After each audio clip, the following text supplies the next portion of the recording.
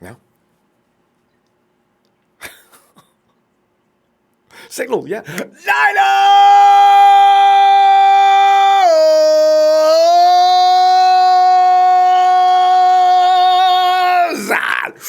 Woo! Hey, by the way, I know. But we're late like this is because we're having tech difficulties, okay?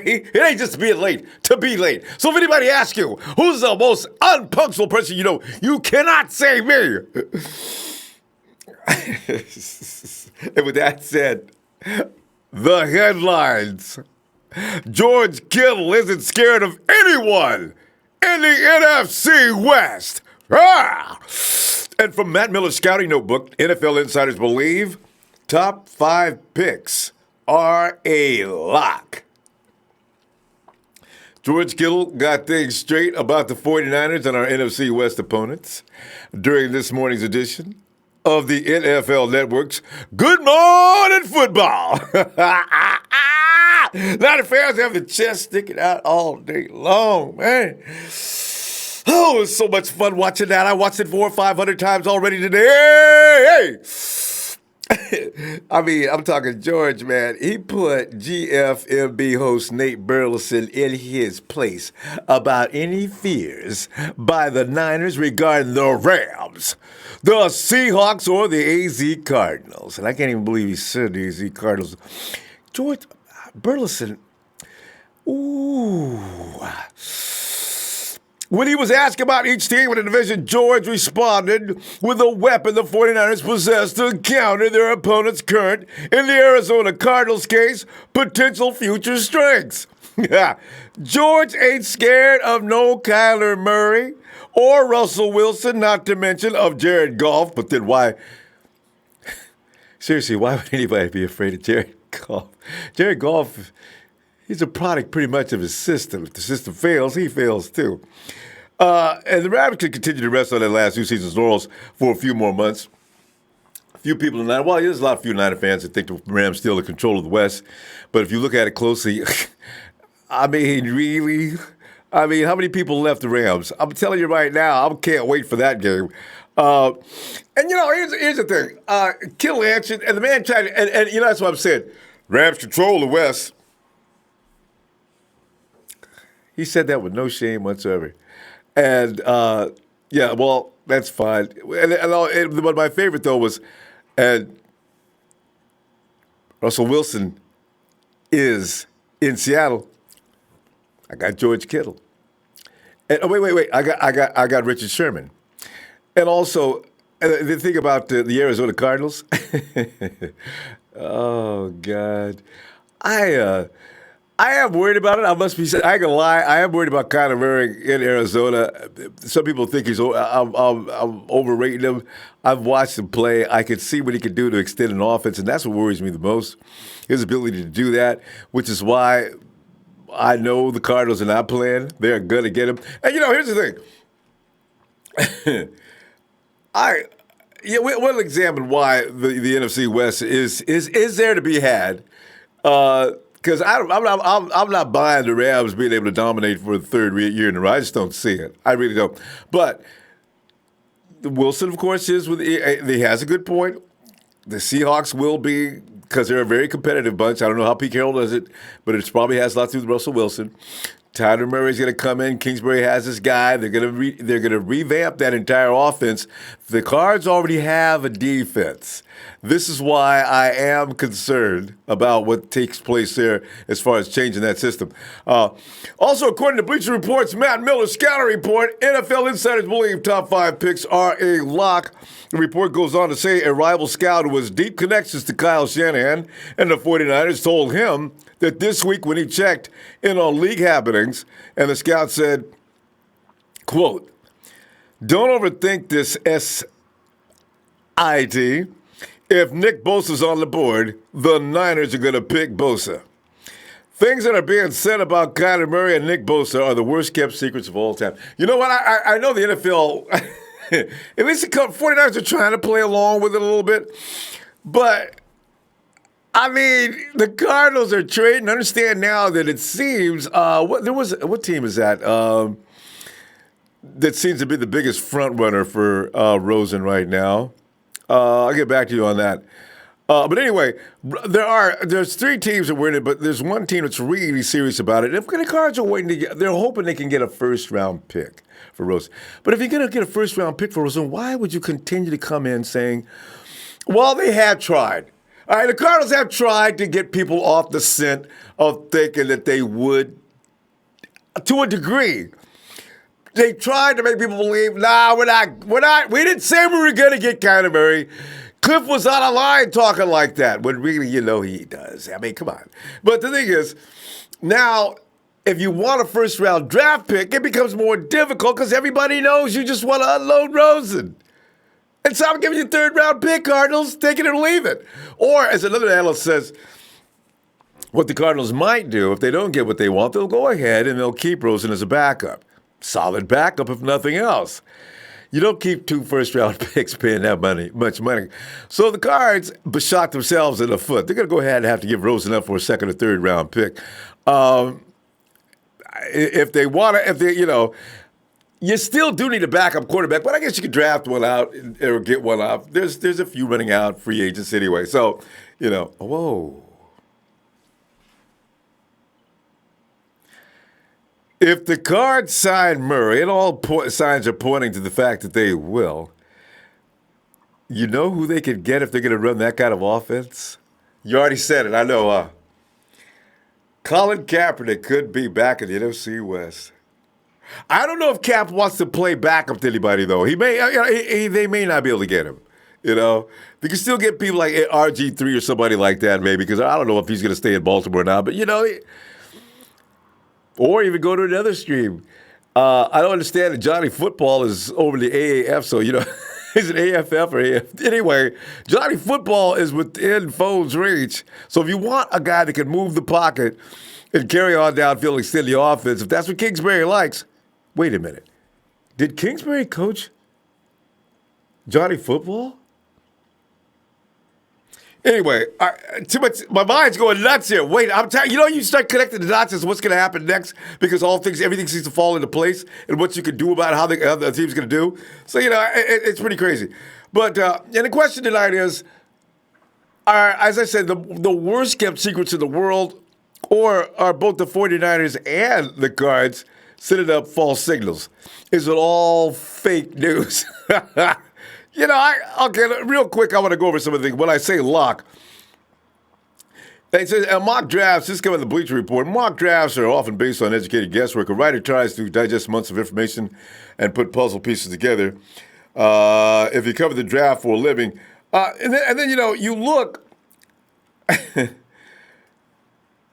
The Cardinals will draft Murray. This is their hands down Bleacher Report fit. They're not the only ones. ESPN, everybody thinks so. This is the worst kept secret in the NFL. Just like I was saying, it's been since early January. During that time, this reporter says, when I was on the road for weeks covering the NFLPA Collegiate Bowl, the Senior Bowl, and the Super Bowl, he said, I had numerous conversations with scouts, coaches, and executives from many teams. All right, say the same thing. Cliff Kingsbury wants Kyler Murray. Kime's not going to keep his new guy from having the guy he wants, especially with the number 1 pick. It's done. It is so freaking done. So he's gone. And it's still playing a role, though. They've got Rosen coming in. He's at camp. He's throwing around, understand it, And, here we go. One exec told me, he says, this is the guy said, the Cardinals have received at least 2 offers from Rosen, but want to save face and get as close to first-round pick possible as possible, right? They're hoping the closer to the draft they get, some teams going to realize they will miss out on Dwayne Haskins or Drew Luck, or just remember the Rosen is better than either of them, and pony up a late first-rounder. Belichick! Maybe. Boy, any last-minute change from team president Michael Bidwell, Murray will be the pick. This is just something. This is something every contact I have in the NFL agrees on.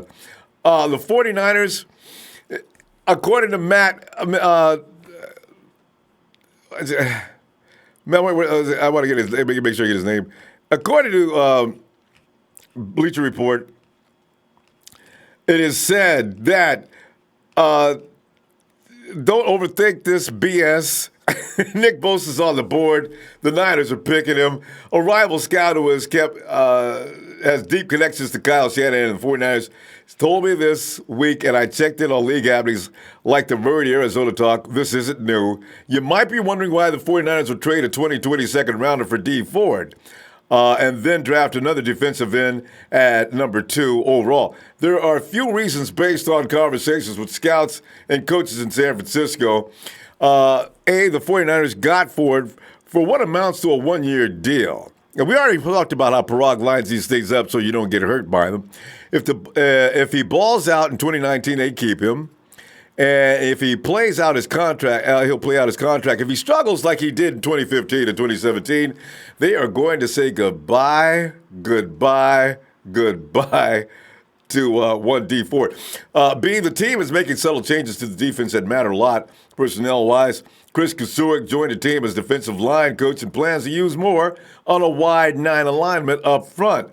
That means kicking the edge rushers out wider than they were deployed in the 4-3 under base defense of last season. Kasuik's defense, which used Cameron Wake and Robert Quinn last year in Miami, needs 2 athletic players coming off the corners. Bosa isn't just a value, he's a need and a fit.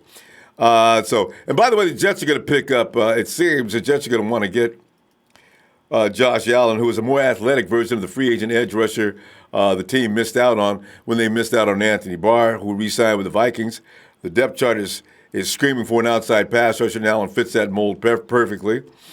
And the number 4 Oakland Raiders, Devin White from LSU. That's kind of an obvious pick for them, especially if the Jets are going to take Josh Allen.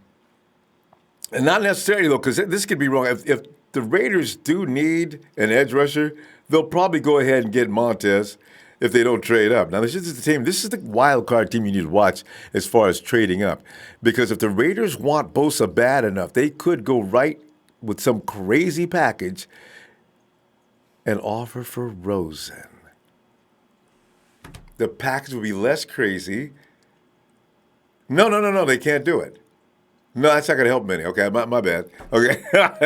Devin White. And number 5, the Bucks.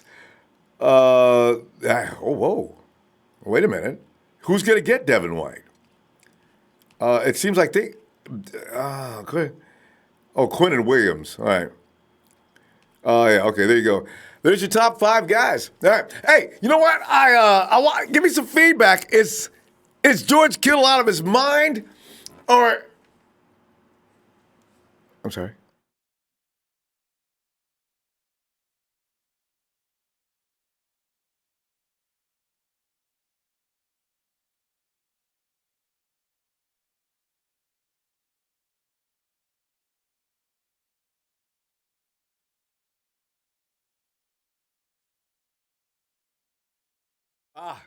Yeah, let me fill you in on 49ers signing defensive lineman DeMontre Moore. DeMontre Moore, remember, he's the guy that got in the fight. God, DeMontre Moore's been on every team. 49ers announced today a 1-year deal for DeMontre. I guess they're waiting for him to either be nice or get going. Moore is 6'4", 260, was originally drafted by the New York Giants in the 3rd round of the 2013 NFL Draft. Throughout his 6-year career with the Giants, Dolphins, Hawks, this goes on, Cowboys, Raiders, every year. I guess that's why the 49ers only signed him for 1 year. The dude is not a bad player, though. Highest graded edge defenders. DeMonte, 91.1. Jerome Elliott, 89.7. Corey Vereen, 87. Tinny Palapo, 83. Alex Barrett. This is a while back. So, I needed to get more briefing on this. This was just thrown on me suddenly. Out of the AAF, this is what he has done well. All right. And also, now see, that's what I'm thinking. Now, the 49ers brought him in. Who knows? He could come in and make some noise. Somebody else could become expendable. You can't get enough pass rushers. And you know what? I kind of think the 49ers even go for another pass rusher. There could be 4 or 5 running out of gap before it's over. So we'll see. All right. Yeah. Anyway. And that's pretty much it for as far as new signings on the day. So, yeah, there'll be more. And we'll go. All right. Let's go ahead and see over here. Niner Rich says, red and gold till I'm dead cold, baby. Avatar Singh, what's up? Daniel Andre.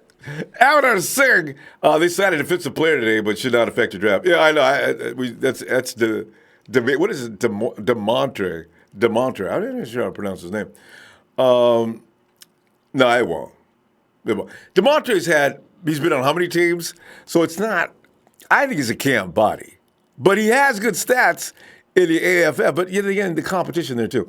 Far side, if we get Bosa, it's all gas, no excuses. I know! Pablo, what's up? Oh, man. Local 49ers fan. Let's not get toxic, boys. Cough, cough. Tim cough. Fingers to Shaheem. Celestial Scripture. I'm not sure what's going on there. Celestial Scripture. Kittle has a tight end yardage record. Now let's get him the touchdown record as well. You need Jimmy G. This is the thing that people don't understand. You saw what you saw last year because your franchise quarterback wasn't there. I keep getting in arguments with people, even when Nate Burleson comes over to the thread that I launched. After I put up what he said, him and George going back and forth, 49er fans went nuts on Nate, right? Because he chronic 49er hater. He's always disrespected 49ers. So Nate comes up and says, it's about TV, guys. That's what we're doing. It was just about TV. We just rehearsed that. Yeah. Okay, Nate. But you know what, Nate? Here's the thing. Why do you think the Cardinals are a threat to the 49ers? You mentioned that you weren't playing, and you said that the other day before even George got on the show. I wanted to say I didn't say anything. I just let it go because I already did my damage anyway by putting that up there with him getting exposed. So, but the rest of the Empire just working his butt over. Squeaky Clean says, what the biz, Ronbo? I can't wait for football to return. Bobby Pablo, hey, he says, almost was well, thanks, Bobby. Darren Lewis, what does everyone think of the Demontre Moore signing? Yeah, he's in camp. You know what's going to be funny, Darren? If he beats out anybody, who would it be? I ain't going there. I ain't even going to go there. I know you knew what I was going to say, huh? I ain't going to say it. You can say it, though. James Anderson, what's up? Sebastian, the depressed Niner fan, what's good, boys? And Jalen Durham, good afternoon, fam. And Darren Lewis, what up? And Fresh Rider says, don't believe the Bosa rumors. Fresh Rider, I will definitely believe the Bosa rumors. Here's the thing. Think for a moment, just for a moment. Do you really, really believe that the Cardinals don't want Kyler Murray? Answer that question in your own mind first. Bosa's a consensus pick. Whether you don't like him or not is irrelevant to the fact that his technique is best. And also keep in mind this. There's a lot being said about the Kentucky secondary, which is why the 49ers are looking at. The Kentucky secondary was excellent. That may have given a little bit of an edge to, because I like Allen. I'm just saying, a lot of people think Allen's better. He may not be. Just because Bosa played less game doesn't mean he's less talented. All right. Jesus Christ, my King. Ramos wants, give me a shout out for Jesus Christ, my King. Rico Castillo. The new Jets unis are, I know, and they keep making a big deal out of them uniforms. They're not special, you know what I mean? Jets going to be a lot better this year, though. That team is, they're maturing, Eric code is 510. Low, 510. Hello? Yes, and who was this? This is Phil. Phil! Hey, Phil, what's up? Hey, Ronbo, first-time caller. Good to be on the show. Well, thanks, Phil. Appreciate you, man. So, what are you thinking about? How you feeling about being able to boast that we're not concerned about the Rams, Seahawks, or Cardinals, even though we weren't, but it was amplified to the next level today? And are you on board with Bosa or otherwise? I'm a Bosa guy. Yeah. All right. When you move Solomon Thomas to the inside, I can't wait to see the rotation. I have no, I really wonder in certain situations where they're going to move people around. On passing downs, though, I got to tell you, if I could share this real quick. On passing downs, I've already pictured this. I got D4 on the outside, on the Leo. I got Buckner and Armstead in the middle. Now the quarterback can't see, all right? And he's got guys rushing at him. They're going to get there soon. Because with D4 on the outside, you've collapsed and caused enough damage that Bosa, and on the other side, Bosa, Armstead, and Buckner, that is too much one-on-one for any offensive line. Well, except for the one Quentin Nelson's on. And I see damages taking place on that quarterback. Now we got Richard Sherman and Jason Verrett back there. Throw the ball in the wrong space. We're talking pickoff.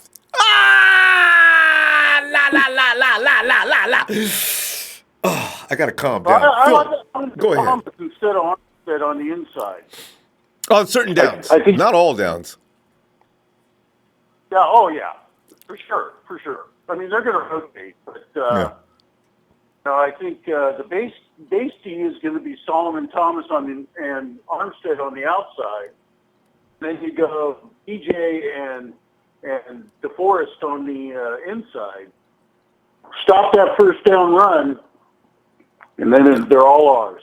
Yeah, you're probably going to have a big guy in there because it's still going to be the hybrid, right? So you got to figure to stop that run, obvious run down, or not obvious run down, but the run down. You're going to have to go ahead and use DJ Jones in there. You need the bulk to absorb those blockers, and then our other guys can handle that run. We do well with the run anyway, though. The other thing I heard today that Seattle's wide receiver, what's his name, had a hernia surgery. Doug Baldwin, yeah. I heard about that too a few days ago. So I'm hearing he may miss the season. So the whole season or just part? Half. Phil? Yeah, half the season. Oh, half the season. And that's the most dangerous guy they got. I mean, him and Russell Wilson are on a page, a wavelength. Phil, are you on a speakerphone? I think that's what's going on.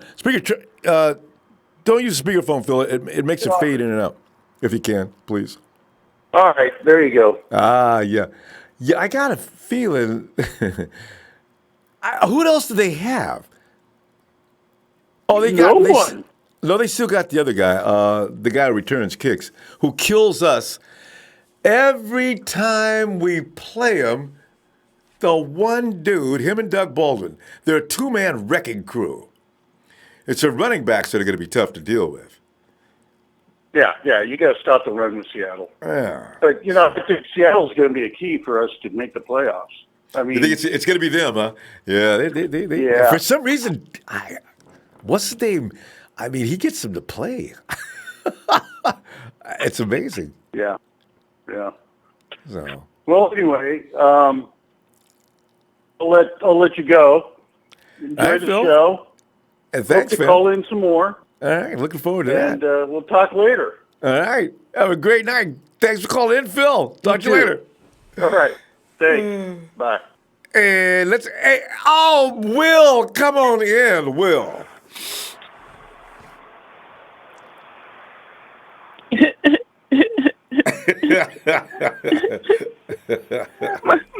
my name Big Show, and I don't want Bosa. I don't want Bosa. It's looking more and more obvious. I tell you, it's going to be funny. I mean, those dudes, there's a bunch of people who are still in denial, and they still think that the 49ers are going to pass up on Bosa. So it's going to be interesting to see.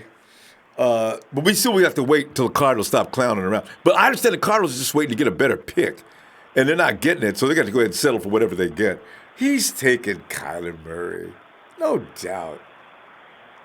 Yeah, man. They definitely getting him, man, because Arizona got Suggs and they still got Chandler Jones. So why would you get Bosa? You know, it don't make no sense. So I believe they ain't getting Bosa. I believe Bosa gonna be sitting right at number 2 where we at. So all we need to do is you just don't need to move. You don't need to move. And we just stay where we at so we get Bosa, man. So you can have Bosa and D Ford on both the ends with Armstead and Buckner coming through the middle. Oh, It's gonna be so much havoc out there, man. I'm trying to tell you. Oh, God, I love that combination. And we got rotation pieces to put in there too. Ain't nobody gonna get tired either. That's what I like. And what if this DeMontre fool works out? Oh man. I seen a few highlights of him when I heard about the news today. He pretty good. He pretty good. He good off the edge. He got a lot of power, man. I don't know what happened to him to where he had to go to the AAF or he can't get along with nobody. You know, he got in a fight, I believe, with the Giants over some headphones. What? That's crazy. Yeah, let me see. What was it say? Yeah, the team waved the defensive end on Friday after an altercation with a teammate. Oh, yes, headphones. It says wide receiver Odell Beckham Jr. brought a large quantity of trendy Giants blue headphones in the locker room this week to hand out to teammates, coaches, and staff. Jenkins was seen taking several pairs. See, he couldn't just have one, Will. He had to take several pairs. Yeah. And Thursday, and bringing them out to his car. He said they were for his daughters. Man, that's crazy, man. And then he got into a fight with defensive lineman Cullen Jenkins. They had a disagreement over a free pair of Beats. See that? So man, that's crazy, man. I tell him when he first came in, listen, if you come in here acting a fool, though, like we know about what happened, you know, don't do it. Yeah, that's crazy, man. I don't know. I think he's just a body player. So I don't know, man. I hope it works out. Yeah, he a camp body, man. Yeah. But yeah, man. But like I said, man, I'm telling you, we need to go ahead and just stay at number 2, get Bosa, man. Second round, wide receiver, safety, either one. I mean, we just need to hit some home runs and grab, man. Because like I say, man, just NFC West division is still tough. So John needs to go ahead, man, just get it over with, make the right pick so we can move forward, man. You know, sky's the limit with us. So I really ain't got much to say tonight, man. But just to, get on Big Show for crying. He's practicing right. He's practicing crying right now because he'll be crying for real when the first day of draft comes. So. And Rashawn Gary. But his Rashawn Gary thing has been shot down. 49ers canceled his visit even. Come Rashawn, man, you ain't got to waste no time coming out here, man. You go ahead, and we wish you the best of luck. Man, Gary, Rashawn Gary. If John Lynn picked Rashawn Gary out of the draft, I'm picking my TV and I'm throwing it. I'm throwing it off my. I stay on the 3rd floor of my apartment. I'm throwing the TV. Don't ruin your TV. Go out and get something to drive it through the Santa Clara fence. Just get out of there in time before the police get there, John, if he did that'd be come on, man. All the choices. I'd rather have Montez Sweat or anybody before I get Rashawn Gary. He does not. He's all right, man. But I don't want him. Man, he ain't built for it. Like his body type ain't built for it. His speed ain't built for it. I don't know, man. That's weird. I don't think we getting him. I ain't even worried about it. We ain't getting him. I ain't even worried about it. So it is what it is, man. So. Jack is back. And actually, he's ranked at number 2. Hey, Jack, he's ranked at number 2. Rashawn is, and I'm trying to understand why you guys, I think that's a malfunction. Yeah, it's got to be malfunction. So. It got to be a malfunction. Yeah. But yeah, man. Hey, I want to give a shout out to Rudy because something happened to his coach today. What? Hey, Rudy, you heard what happened to your coach today, Rudy? Hey, yeah, right. Hey, run that again. What happened to McVay? I heard something about that. Somebody broke into a house and stole $20,000 worth of stuff. Oh, well, see, and they knew whose house they were breaking into too. So, Yeah, so he's even broker. That's crazy. if there was, well, That's you know, crazy. McVay's, he probably set it up just for publicity. You know, because Rams got to do everything they can to get people to pay attention to him. After that embarrassing whooping in the Super Bowl, and you and I both know when teams come out of the Super Bowl, even if you got all your people and you lose like that, it has a residual effect. You go into the next season, you still be dragging butt. So anybody thinks the Rams are just going to come in next year, guns are blazing, and just pick up where they left off, got a surprise coming. Gurley's gone. Now Gurley ain't gone. CJ's gone, but Gurley's got a bad knee, so it's it's really strange. So anyway, we'll see. Yeah. So, all right, man. One more thing. I heard over the chat. Well, I think it was a couple of nights ago that I don't know if it's true or not, but Trey invited me to join the TNT. Yeah. I heard about that. I mean, if it's true, you know, I'll gladly accept. You know. Right. Just let me know. Just give me a confirmation. You know, I'm down with it. So. All right, Trey.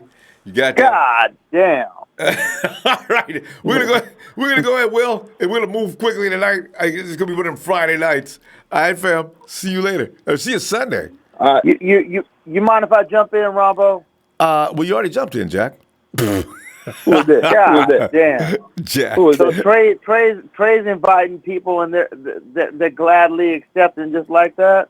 Well, Is this Jack, what it's coming down to? I thought he invited you once, Jack. You know I declined real quick. Let's, Jack. Jack, you must got your own something. You must got your own thing going on. You goddamn right I got my own son, because I started this shit. Take a step, take a seat, baby, because Jack is back. Oh, God. Well, Jack, What's up, Ronbo? Jack, you gonna have to show me something. You gotta show me something. Maybe you want to come over there. I'm gonna show you something once you stop stuttering.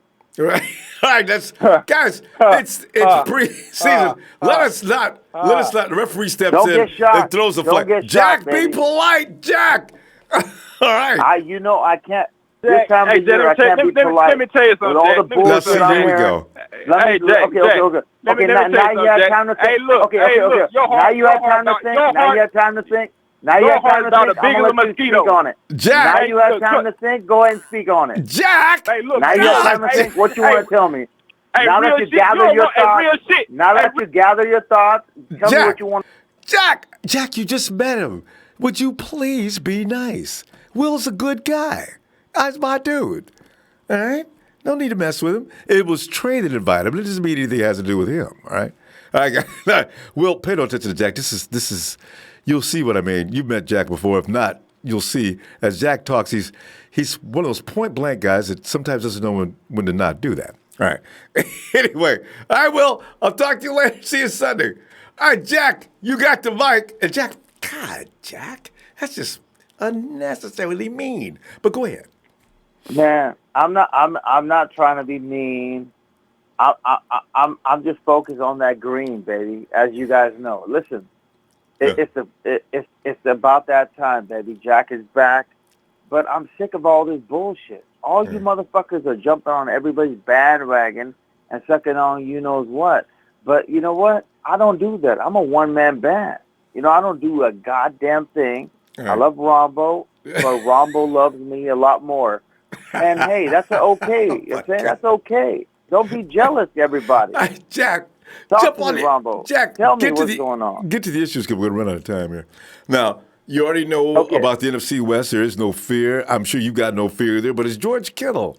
Is he on to something? We are a threat to ourselves. We're a threat to ourselves. Man, that's a good point. Nobody's a threat to us in the NFC West or the NFC. We're a threat to ourselves. We got such a great team. Oh, yes. Come on in. He gathered his thoughts. Come on in. Now, see what you did, Jack. Thoughts, everybody. Now we got one of those situations. I'm going to tell you one more time. You don't want no smoke. Go on. You don't want no smoke with me, bitch. Really? See, Jack, I'm telling Jack. What kind of smoke we talking? We talking barbecue? We talking barbecue smoke? What kind of smoke we talking? All right, Jack. Jack, I wish you wouldn't do this, Jack. We're talking football here. Will, I'm sorry. Jack's sorry, too. Jack, would you please focus on the situation. All right. All right. Okay. What are we doing? Is that Big Mo? Wait, Jack, we're gonna down. You don't know about me. Me Guys. and my goons will pull up on your bitch ass. Okay, I keep getting Big Mo. I'm not sure. Where is Big Mo? I don't hear any Big Mo. Guys. Ronbo. Yeah. All right. Jack, you and Will, we're gonna wait till you guys simmer down a little bit. All right, Big Mo, come on. Ronbo, man, cut them fools off, Ronbo. Don't even hesitate. All right, no. Jack, Will, I'm sorry. here Jack is talking just in one of those football, moods man. tonight. He's not normally like that. All right, Big Mo, go ahead. How you doing, fam? Man, you let them go a little bit too long, Ronbo. I know it's hard to get him under control. I'm trying to let Jack finish. He's got Will all pissed off. Oh, man.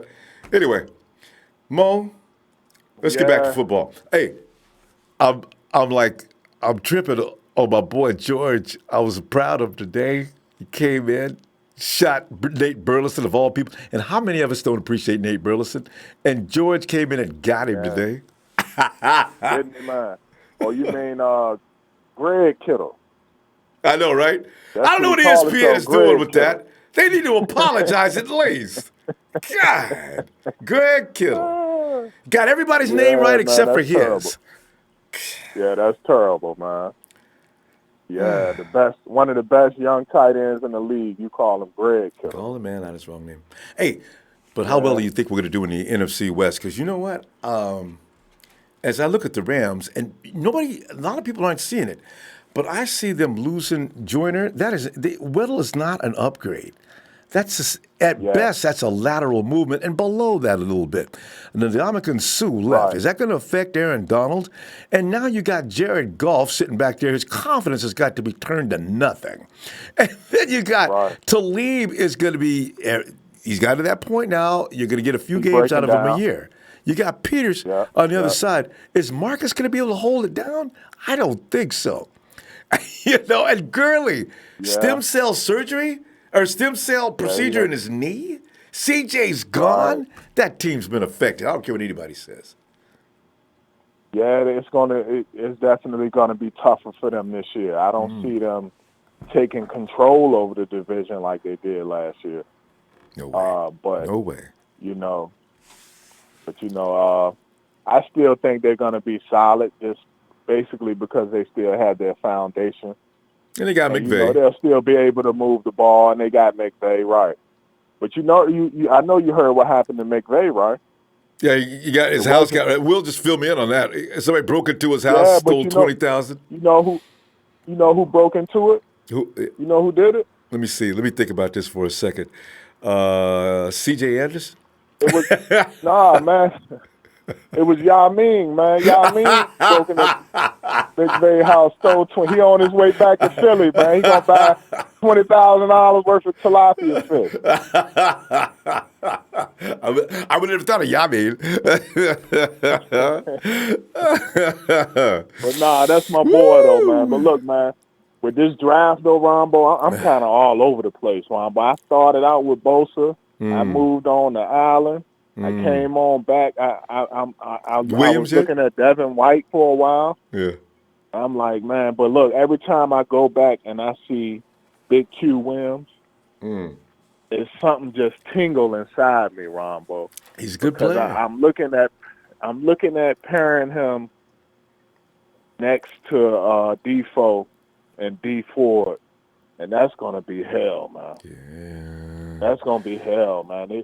You can't double team anybody in that situation. Now, if you put another pass rusher over there, you can chip him and you can block him with a back. You can't double team a guy coming up the middle, Ronbo. So that's something to think about. But I'm looking at Bosa. I like Bosa. It doesn't matter. We've been without a pass rush for so long, man. Oh. I don't care. Just get me somebody, man. I don't care, man. 2015, that was the last time. Ahmad Brooks, Aaron Lynch. Yeah. That's the last time we had anybody who was actually coming off the edge, really scared anybody. Right.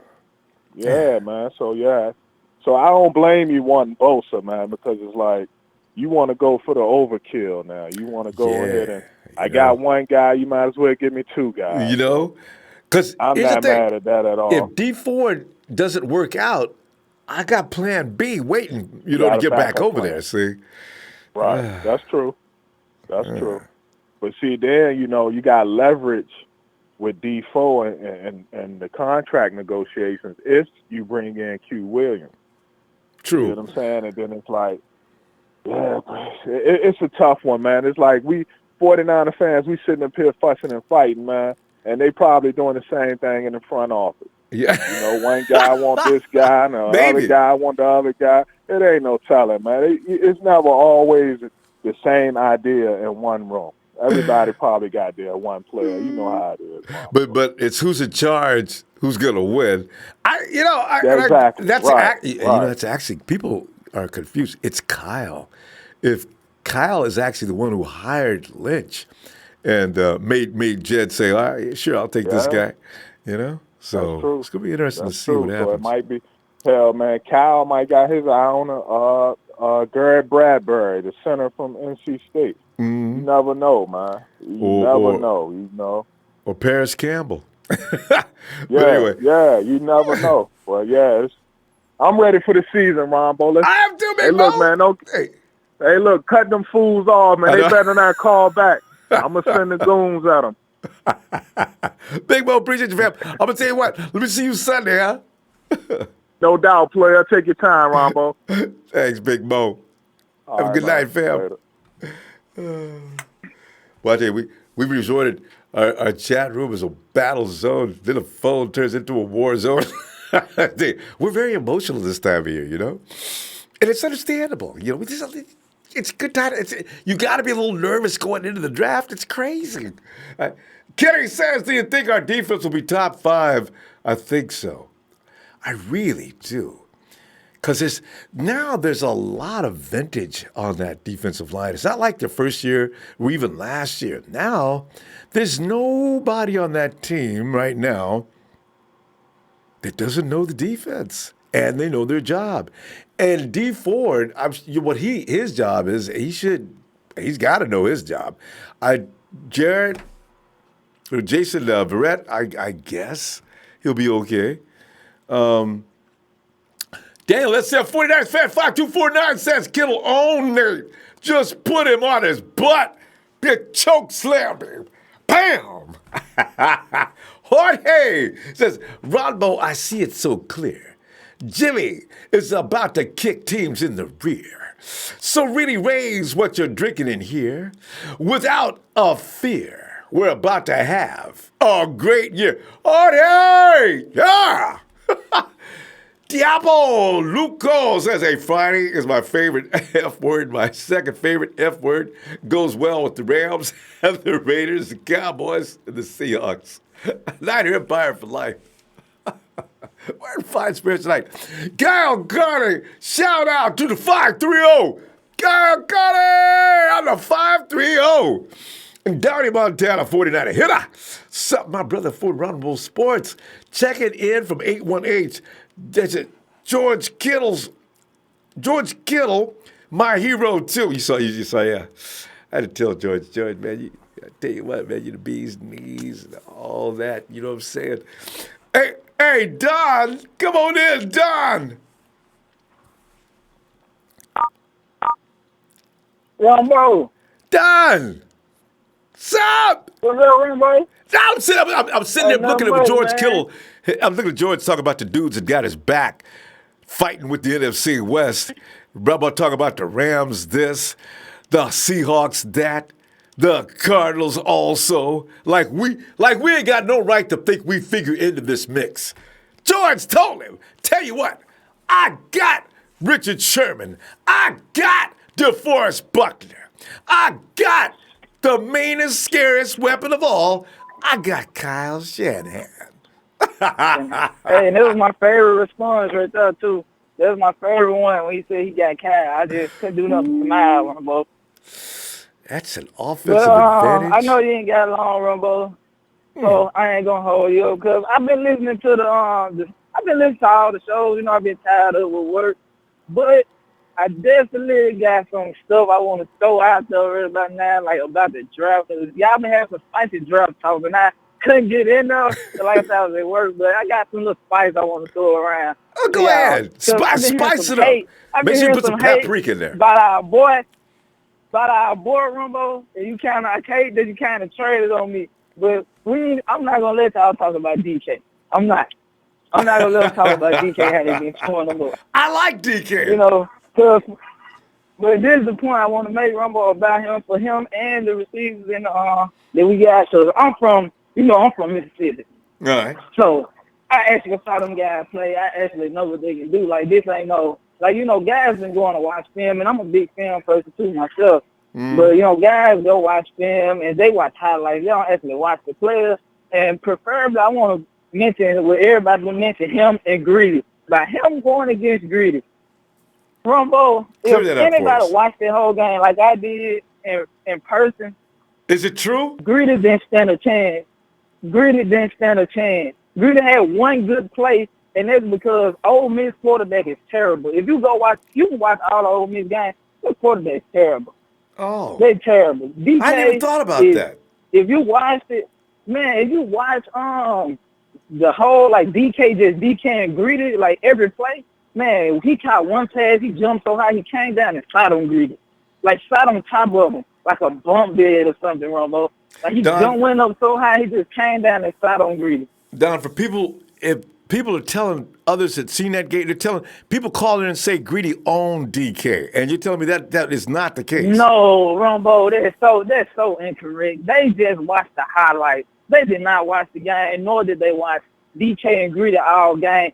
He was so scared of DK. DK was open half the time, but their quarterback is so terrible. DK is almost 6'4". How do you overthrow a 6'4" guy wide open on a curl route? Like, DK was jumping. He already 6'4". He has to jump, and he still misses him even with him jumping. And then you don't want to talk about AJ. Like, I love to have them guys. Like, don't get me wrong. I'm not saying by any means trade down. I love me some Bosa. I'm not saying by any means trade down. But if we could trade down, if it was a scenario that we did trade down, I'd like to have A.J. Brown, because my top three receivers is DK, A.J., and our boy Butler. They're my top three. I don't want nobody else. And if I had to get a sleeper, but I wouldn't pick him until like the third or fourth round, it'd probably be Riley Ridley, if he's still available then. But as for just like best receiver, A.J. Brown, he's basically T.O. all over again, Ronbo. He's so good. Ronbo. All of that. Whoa! Yeah. Yes, Ronbo. But he's dead bad. And see, what people fail to realize, they always say, well, DK wasn't the best person on their team. That whole team had good receivers, but the offense was more tailored to AJ. You got one more receiver on that team, too. What's his name? Yeah, DeMarcus Live. Live, he's bad, too. He's a bad man. He's bad, too. Like, but they had bomb throws. Like, the quarterback sucks. If you go watch, just don't even watch the game, you're going to look at how bad the quarterback is. He's so bad. He, like, misses wide open people. He's bad. He's mostly a runner anyway, but he's terrible. Yeah. He's terrible. Oh, no. Yeah, but as for, like, what I think we should do, like, I'm with you, Ronbo. I've been with you from day one. Like, DK and Nick Bosa, my favorite two players. And then I know we can get, but my overall favorite player in the draft, Nasir Adley. That's my overall favorite player in the draft. Hey, you know, I tell you, he could be. It's going to be between a wide receiver, I think, and a safety in the second round, or an offensive lineman. I just can't figure out where their priority is. Yeah, I just hope we can get back in the first round. I really hope that they'll get back in the first round. Oh, they could do that. I doubt they will. They don't have enough assets. Yeah, though. but I don't believe we have like the assets to give up. But I definitely like us to get back in the first round and get two good players that I know that'll be impact us now. Cause like you say, everybody want to receive it. That's cool. But I'm still stuck on the edge. But I love to have him receive. And if I did, I love to have one of my Ole Miss guys because I personally watched them myself, and I know if they good. And what they saying about DK is untrue. They ran him only on two to three routes in the way of Ole Miss. If he broke inside, he was running a slant, and if he broke outside, he was running a 9 route or a comeback. And with that speed, AJ did all the other stuff. Don, we got to stop. But tell you what, man, I'm glad you cleared that up because I've been hearing from people who do not like DK talking about how Greedy's got papers on DK. And I said, what? Really? And now you're telling me that quarterback at Ole Miss is sorry. That's all I need to know. Terrible. Yeah. He's terrible. Yeah. Terrible. But, yeah, nobody know you got to go, but don't believe it. DK owns Greedy. Greedy probably caught. He did one good play, and that's because the ball placement was bad. When he ripped the touchdown out, that's what everybody was talking about. He owned it. But the ball placement was bad. I'm 6'4". Don't throw the ball to my ribs. Throw it up half I can dunk on this guy. That's the point of being that big and strong. Put it up there where Greedy hasn't got a chance. Oh, okay. That explains it. Yeah, exactly. Right. Yeah, but Greedy's a baby. He's a baby to DK. And I'm finna go, Ronbo, but I do want to say another reason I like to have DK. He's big. He'll block in receive on runners. I look for him more than just receiving, like on the run side too. So we had him as a runner. He'll be good. He's built for that. Blocker. So all right, Don, we're gonna go. Bye, come on back Sunday, man, and give me some more truth. See, because I've been misled. I can see right now. Oh yeah, you had Ronbo. You had. All right, fam. Have a good night. All right. Okay, Don cleared that up. You know what? I never thought about the Ole Miss quarterback. If anybody knows how a bad quarterback can affect a receiver's production, we should know, right? After Jimmy G left, with his 300 yards a game, with receivers that everybody thinks are trash, what does that tell you? It's always about the quarterback, always. Look at Brady every year going to the playoffs and Super Bowl. He ain't got a room full of top-rate receivers except for Gronk. He's got two. He's got Edelman and Gronk. At least he had them. And that's all he go down through consistently every year, those two. Everybody else comes and goes, you know? And Lawrence Becker, thank you, fam. He said, let's hear Bosa.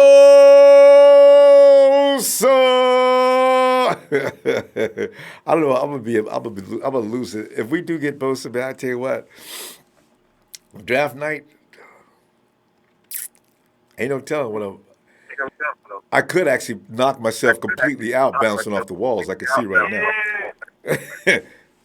Who's that on the phone?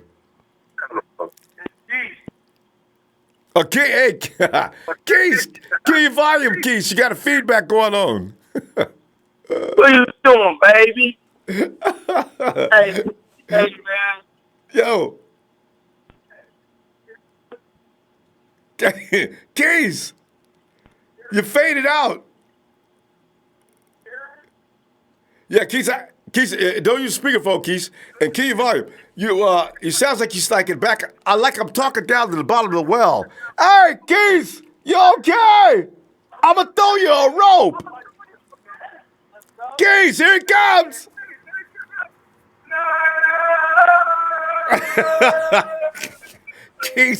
Keys' Friday night party, if you want the truth. Keys had 17 glasses of vino already. Keys!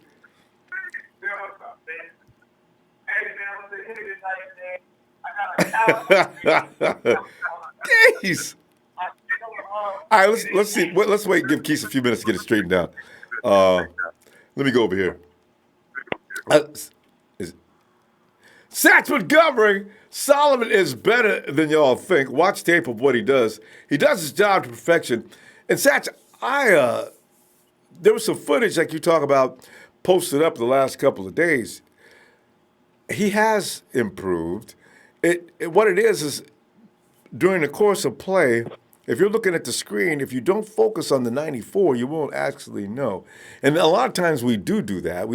You'll see Buckner, because there's certain plays you're going to watch, and you're watching the secondary, depending upon how large your screen is. Right?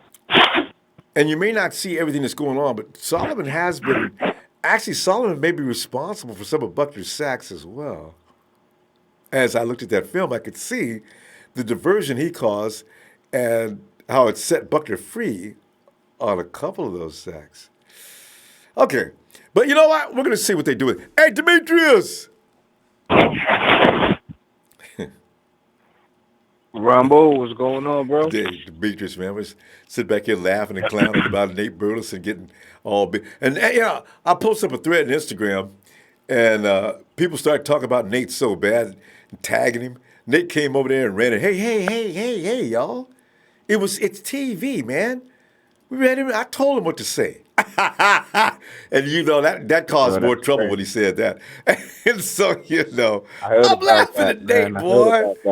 Always stop hating on the 49ers, man. Nate. Everybody looks at you as being that 49er hater. God. So you know how it go. You know how it go. Boy needs to. How you feeling though tonight, Ronbo? Yeah, huh? I say again. I said, how you feeling tonight though? Man? Oh, every day between now and the 25th, but I just start to feel better and better. You know what I'm saying? I mean, it's starting like getting high now without even doing no paraphernalia. You know what I'm saying? Woo! I ain't got to drink nothing or anything else. Oh. Shit, Ronbo, I'm already there, bro. Oh, Demetrius, that night, man, I'm going to be a basket case, man. And let me be waltzing in and out of the camera and hear my voice coming from like 13 minutes away, yelling, give me that, don't you mess with me, man, give me my pick. Come on, John Lynch, don't you make no mistake tonight. You start losing your mind, Yes, sir. Yes, I already see it coming. Shit, the party here tonight though, Ronbo. Shit. Oh, you got it popping tonight, man. It's Friday night, fam. You know what I mean? It's Friday, a full moon. Something going on. We you try to limit that battle royal on the phone, though. Hey, but Demetrius, man, yes, honestly, sir. Looking at the NFC West, how you think things are going to come out, man? Because, I mean, George was selling the tickets this morning, but, man, I'm thinking things have changed as long as we don't go down in pain. Did I do a rhyme by accident? No, we got that. You spitting balls right now, Ronbo. You got balls right now. Hello? But I think we're gonna be like the cream of the crop, man. I think we got it. Like Seattle, like they're still good. They solid. You have and us. I don't see nobody else like us in Seattle like it used to be. Cause it's about to go down. Because the Cardinals go down. Like I ain't worried about the Rams. I ain't worried about those guys no more. They ain't doing nothing. But all they got going on over there, like they're in turmoil. They breaking down slowly but surely. You know what I mean? So man, bringing guys like us and the Seahawks. Yeah, Matthews in and Weedle and Rams fans are so confused. They're thinking that's an upgrade. I said, man, them dudes. There's too much. They like that Laker team that had Karl Malone, Gary Payton, Kobe. Like they like them. Like I ain't just everybody want to go there because LA. That had to be. You know what I mean? We're about football in San Fran, man. No disrespect to LA and all of that, but we're about that football over there. I just want to say one thing, though, Ronbo, man. R.I.P. to man Nipsey Hussle, man. You know what I mean? And all of that, man. That's crazy. I missed that last part. I said I just wanted to say rest in peace to Nipsey Hussle, the rapper from out that way, man. Yeah, that was sad, bro. He's doing a lot of good things. Yes, sir. Yeah. But other than that, though, Ronbo, I just wanted to call in and talk about this bum receiver I've been watching, man. Stanley Morgan Jr. from Nebraska. Oh. That boy good, man. Ronbo, he good. You gotta watch him. Hey, is he one of them sleepers that might sneak in this draft? Because the 49ers came up with Tavarius Moore last year. Nobody knew about Tavarius Moore. He didn't even come to the combine, right? These kind of players, they show up suddenly sometimes. Ronbo, he's no disrespect to DK. He's DK Metcalf that can run routes. Yeah. Like after every highlight, all he do is not just catch touchdowns. Ronbo, he's like an Odell Beckham / DK, but he runs routes. You could tell his favorite player is Odell Beckham Jr. Because he modeled his game after him. But you said DK. Is he big and strong, built like the Hulk as well? Ronbo, check him out. I bullshit you not. Bro. His name is. What did you say his name was? Stanley Morgan Jr. Out of Nebraska. Yeah. I gotta make a note of this, boy, because and this is the kind of guys I say he probably won't be on the red carpet or anything like that. But then all of a sudden, the 49ers will pull his name out, and everybody except for you and me and everybody else who's listening right now, 49ers select Stanley Morgan, Nebraska, wide receiver. And That's that'll be crazy. That's the dude Demetrius You is gotta talking watch about. You know, because ain't nobody gonna know it. You watch his first the first highlight, the first play they showed like one hand catch. All he do is catch one hand catches, bro, in traffic, like making DBs look stupid. I'm like, holy cow, like he's doing that and taking it over the top. He's blowing the top off, all of that, man. How tall is he? And he run crisp routes. I want to say like 6'3", 6'2", 6'3", around that way. That's the same. But he's long. His arms is long. Oh, that's an advantage right there. Yeah. Yeah. If you got that wingspan, now you're really scary. And he runs his routes like OBJ. No, I shit you not, man. I was like, holy shit. I know who his favorite player is, you know what I mean? With the one-hand catches and he can take it off, blow the top off. Yeah, man. I guarantee you, Adam Peters already knows because Adam Peters combs the collegiate ranks with a fine-tooth comb. He probably knows about him. We'll see. Because everybody else is be going for the golden I'm quite sure they know about him. They know about him. Nobody's talking about him, though. But he keep it that way. You know what I mean? Yes, sir. Isn't that where Isabella's from, right?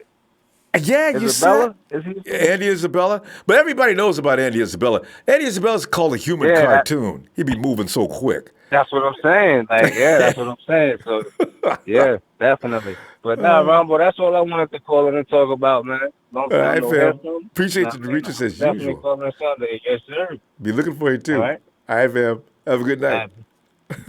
You too. Yeah. Hey, Kitty, I see you. Kitty says, can't wait to call our defense sack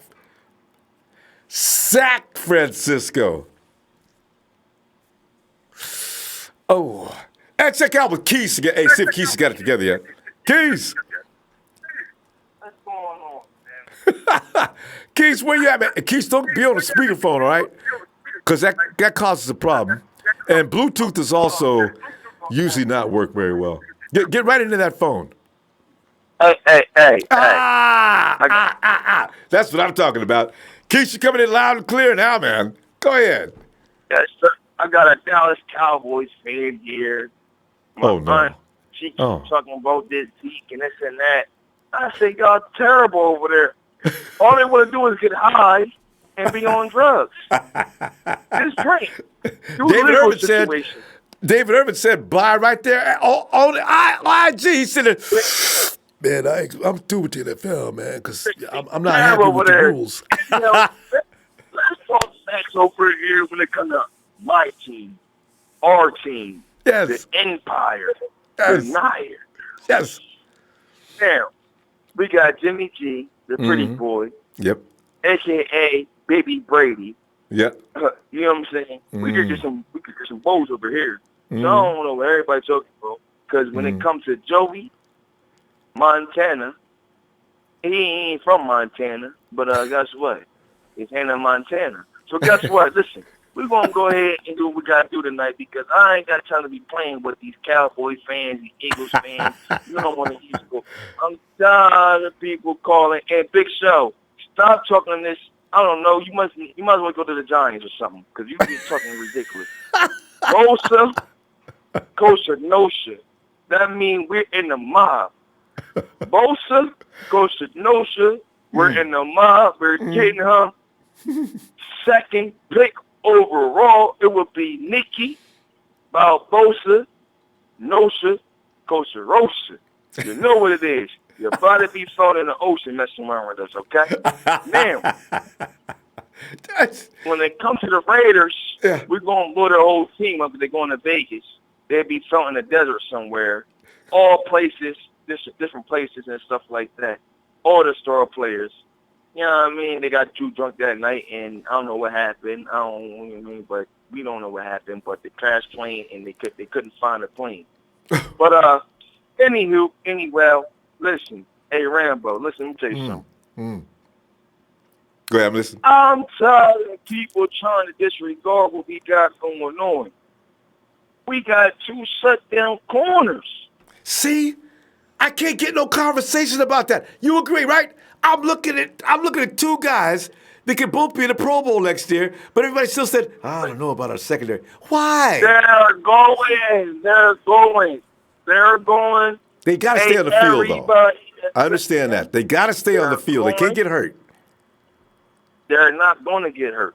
Mm. That was the whole point that we picked them up. Mm. You seen what my baby did last year. Did he get hurt? He didn't get hurt.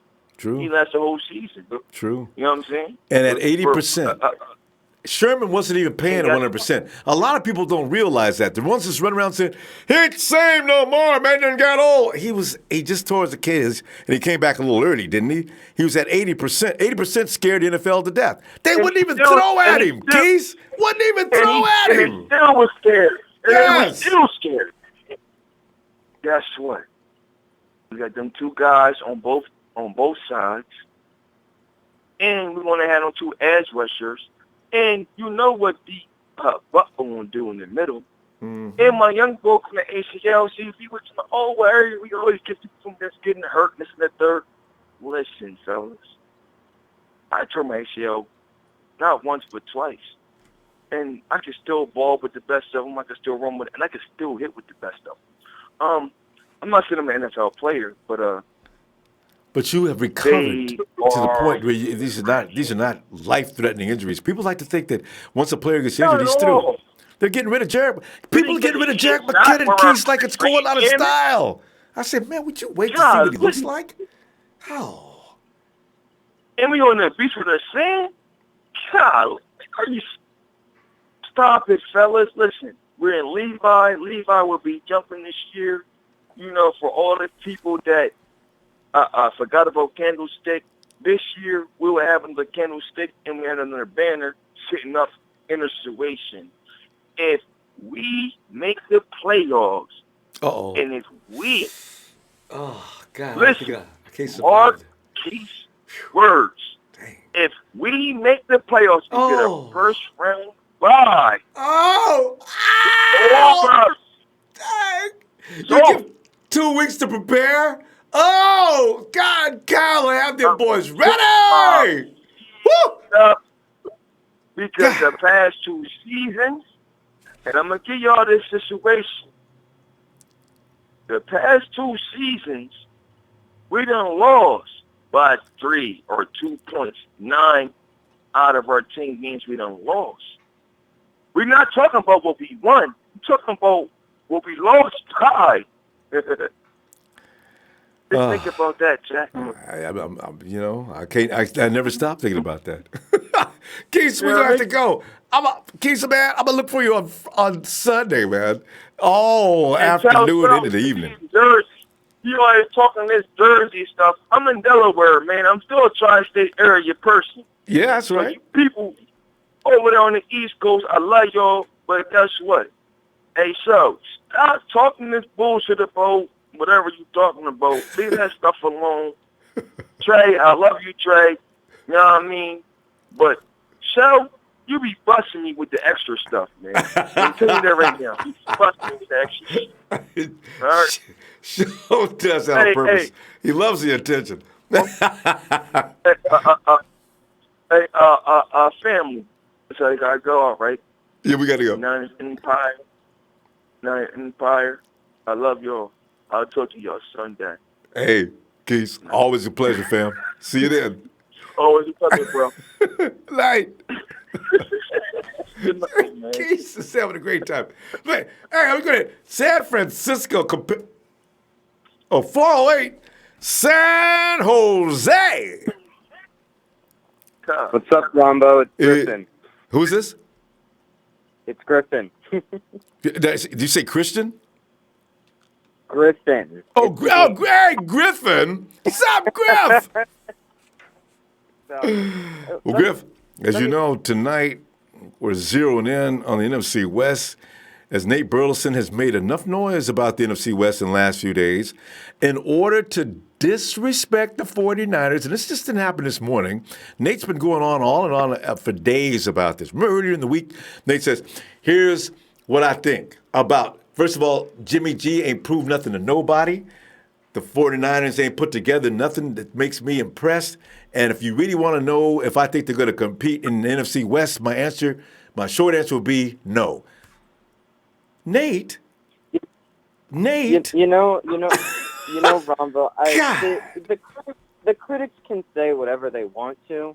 All I care about is what we actually do. So, Yeah. I mean, if people, claim we're not going to do well and then we end up doing well, that's even better. Ain't it? So, you're right. So, but I mean, the NFC West. I mean, it's a tough division right now. I mean, I know you don't like the Rams and you think they'll regress a little bit, but there's still going to be a force. I mean, there'll still be a. I think Todd Gurley. There might be something up with him, but I still think they're going to be a 10+ win team. I mean, pretty easily.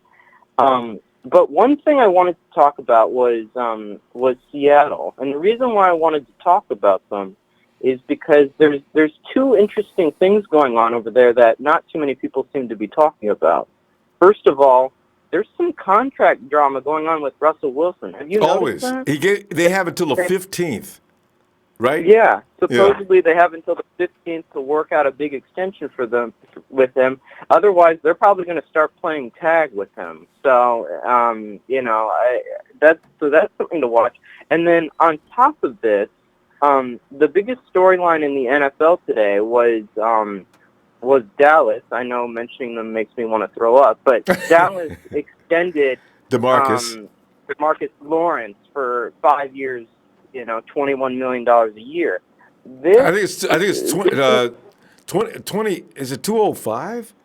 They kept updating it for a few minutes. It's like they must have been sitting in the room.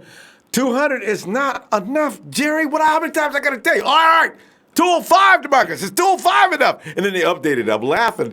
Is it started out at 200? I think it's at 205 now. Yeah, it's 105, 105 million over 105. I mean, yeah. Yeah, but the thing about that is there's two things to consider here. That affects us in one way, in the sense that would it be a good idea to extend DeForest Buckner right now? I mean, they have every intention of trying to do that. Yeah, I mean, the market's not going to get any cheaper. I mean, if I'm DeForest Buckner, I can't blame him. He probably wants to wait before extending. So he will, unless the 49ers talk real sweet. I don't know how they're going to sweet talk him into this, though. Because you say, he waits. He never gets hurt. Yeah. I mean, I'd be tempted to extend him right now. I mean, I feel like next year when he's playing with D Ford and, fingers crossed, Nick Bosa, I'm hoping for Nick Bosa as well. If he plays with them, he's only going to look better than what he did last year. So, right. And D Ford on the other side, he's going to have a rampaging year. So you're right. I hadn't even thought about that. His value goes way up now. Yeah, I don't think he'll have the same number of sacks because, I mean, obviously there's going to be some sacks coming off the edges, but I think he'll have a really, really good year because of that. So he's going to tear up the middle, and hopefully that'll help Solomon Thomas up as well. So could increase. So who knows? Yeah. Say it again. Could increase, actually. Yeah. Buckner. Maybe. Well, we'll see, because D Ford's got. I don't know. Can the 49ers come up with 40 or 50 sacks? If they divide them up, I guess whoever gets to that guy first, and the secondary is of such that the quarterback's got to hold on to that ball a fraction of a second longer than usual, maybe more. This is good. The 49ers could be having sack sitter. We could be Sack Francisco. How many sacks did we have last year? Oh, I don't think we had over 30, 25, somewhere between 25 and 30. Okay, just quote get me me on that. 35. Sure. Get me to 40 and I'll be happy. Yeah. Anything above that is gravy. So, but the other thing I wanted to talk about was I was mentioning Seattle and their Russell Wilson contract situation. The other thing is this DeMarcus Lawrence contract kind of throws a wrench into them because they have an issue of their own with Frank Clark. So they've got Frank Clark and Russell Wilson on kind of this drama right now. And I'm wondering what's going on over there. I'm surprised people aren't talking about this a little more. Well, because the media's not getting into it yet, so you forget about it. You just thought about it, but you're absolutely right. But they've been talking about Russie giving him a deadline at April 15th. But nobody's talking about Clark. Nobody's talking about Yeah. Clark. And now DeMarcus got paid. When he got paid, Clark's going to say, y'all got to come correct. And let's tell you what, I'm going to give you a deal. You can give me 102. I ain't settling for less. God. Yeah, I'm thinking Frank Clark's looking for at least $100 million over 5 years. At least. So I mean, people aren't talking about that very much. I mean, they will. A month ago, Griff, we got to go. But listen, you know what? I bet that conversation picks up, though, in the next few days. Because everybody's talking about peaches and cream in Seattle, with the exception of Russell Wilson, who's already given him a deadline, April 15th, guys. I need to be the highest paid quarterback in NFL history, at least until the next guy gets signed. Get it done. Mm-hmm. And see what I'm saying? Russ, we'd like to reevaluate a few things. And Russ was, April 15th. That's it, or I go on the market. I can't wait. That'll be fun stuff, though, too. Yeah, for sure. So, Griff, I talked to him Friday, okay? Right. Today's Friday. I'm losing my... See? This is what the draft does to you. Sunday. Oh, my God. I got to stop drinking. Okay. Hey, Griff. See you Sunday. Yeah. We'll see you later. Hey, that's why if you're going to drink, don't drink beer. I had a couple, right? And so if you don't eat the pizza, it doesn't get absorbed correctly, goes right to the brain. Where are we? Oh, over here. San Francisco says, compare Josh Allen, 17 sacks. Everybody brings up those sacks. Last season to Nick Bosa, 17 sacks his entire collegiate career. Or Josh Allen's injury report for the last 4 seasons to Bosa's last one. Okay, but you know what? You still got to go with the most talented player. You know what? I understand about the stats. But if we're going to go by stats, why are we talking about Ferguson? He had 17. Nobody even talks about Ferguson. So I mean, I'm saying, I like Allen, though. I really do. If we get him, I ain't going to be mad, but I do want the guy where I know he's got the highest skill level and is most pro-ready and will probably come in and just segue smoothly right into the NFL. That's my thing, because I do see Allen getting a handle in the NFL. I don't want it. I mean, think that way, but I look at him, I think, you know what? He's good, but he's more of a 3-4 guy that's going to get contained coming off the edge. Anyway, that's just my thought. I could be wrong. I'm not, I really could be. Danny Montana's 49 here. How y'all feel about N'Keal Harry? And now, if you read too much, there's people who don't like N'Keal for several different reasons. I read them. I go down the list. I'm sitting there reading. Word?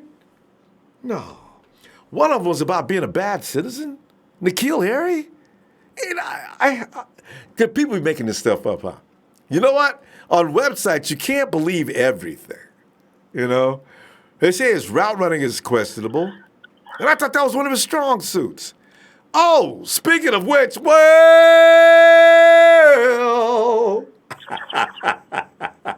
it's a big show. It's a big show on tonight. Hey, watch Big Show come in. And the true freshman that he is. The man who does not drink the Nick Bosa Kool-Aid. And I'm so glad you set me up for that line, Ronbo, that what you just said just a few minutes ago, that do not believe every website that you read. Because we've got to stop falling for I did help you out, didn't I?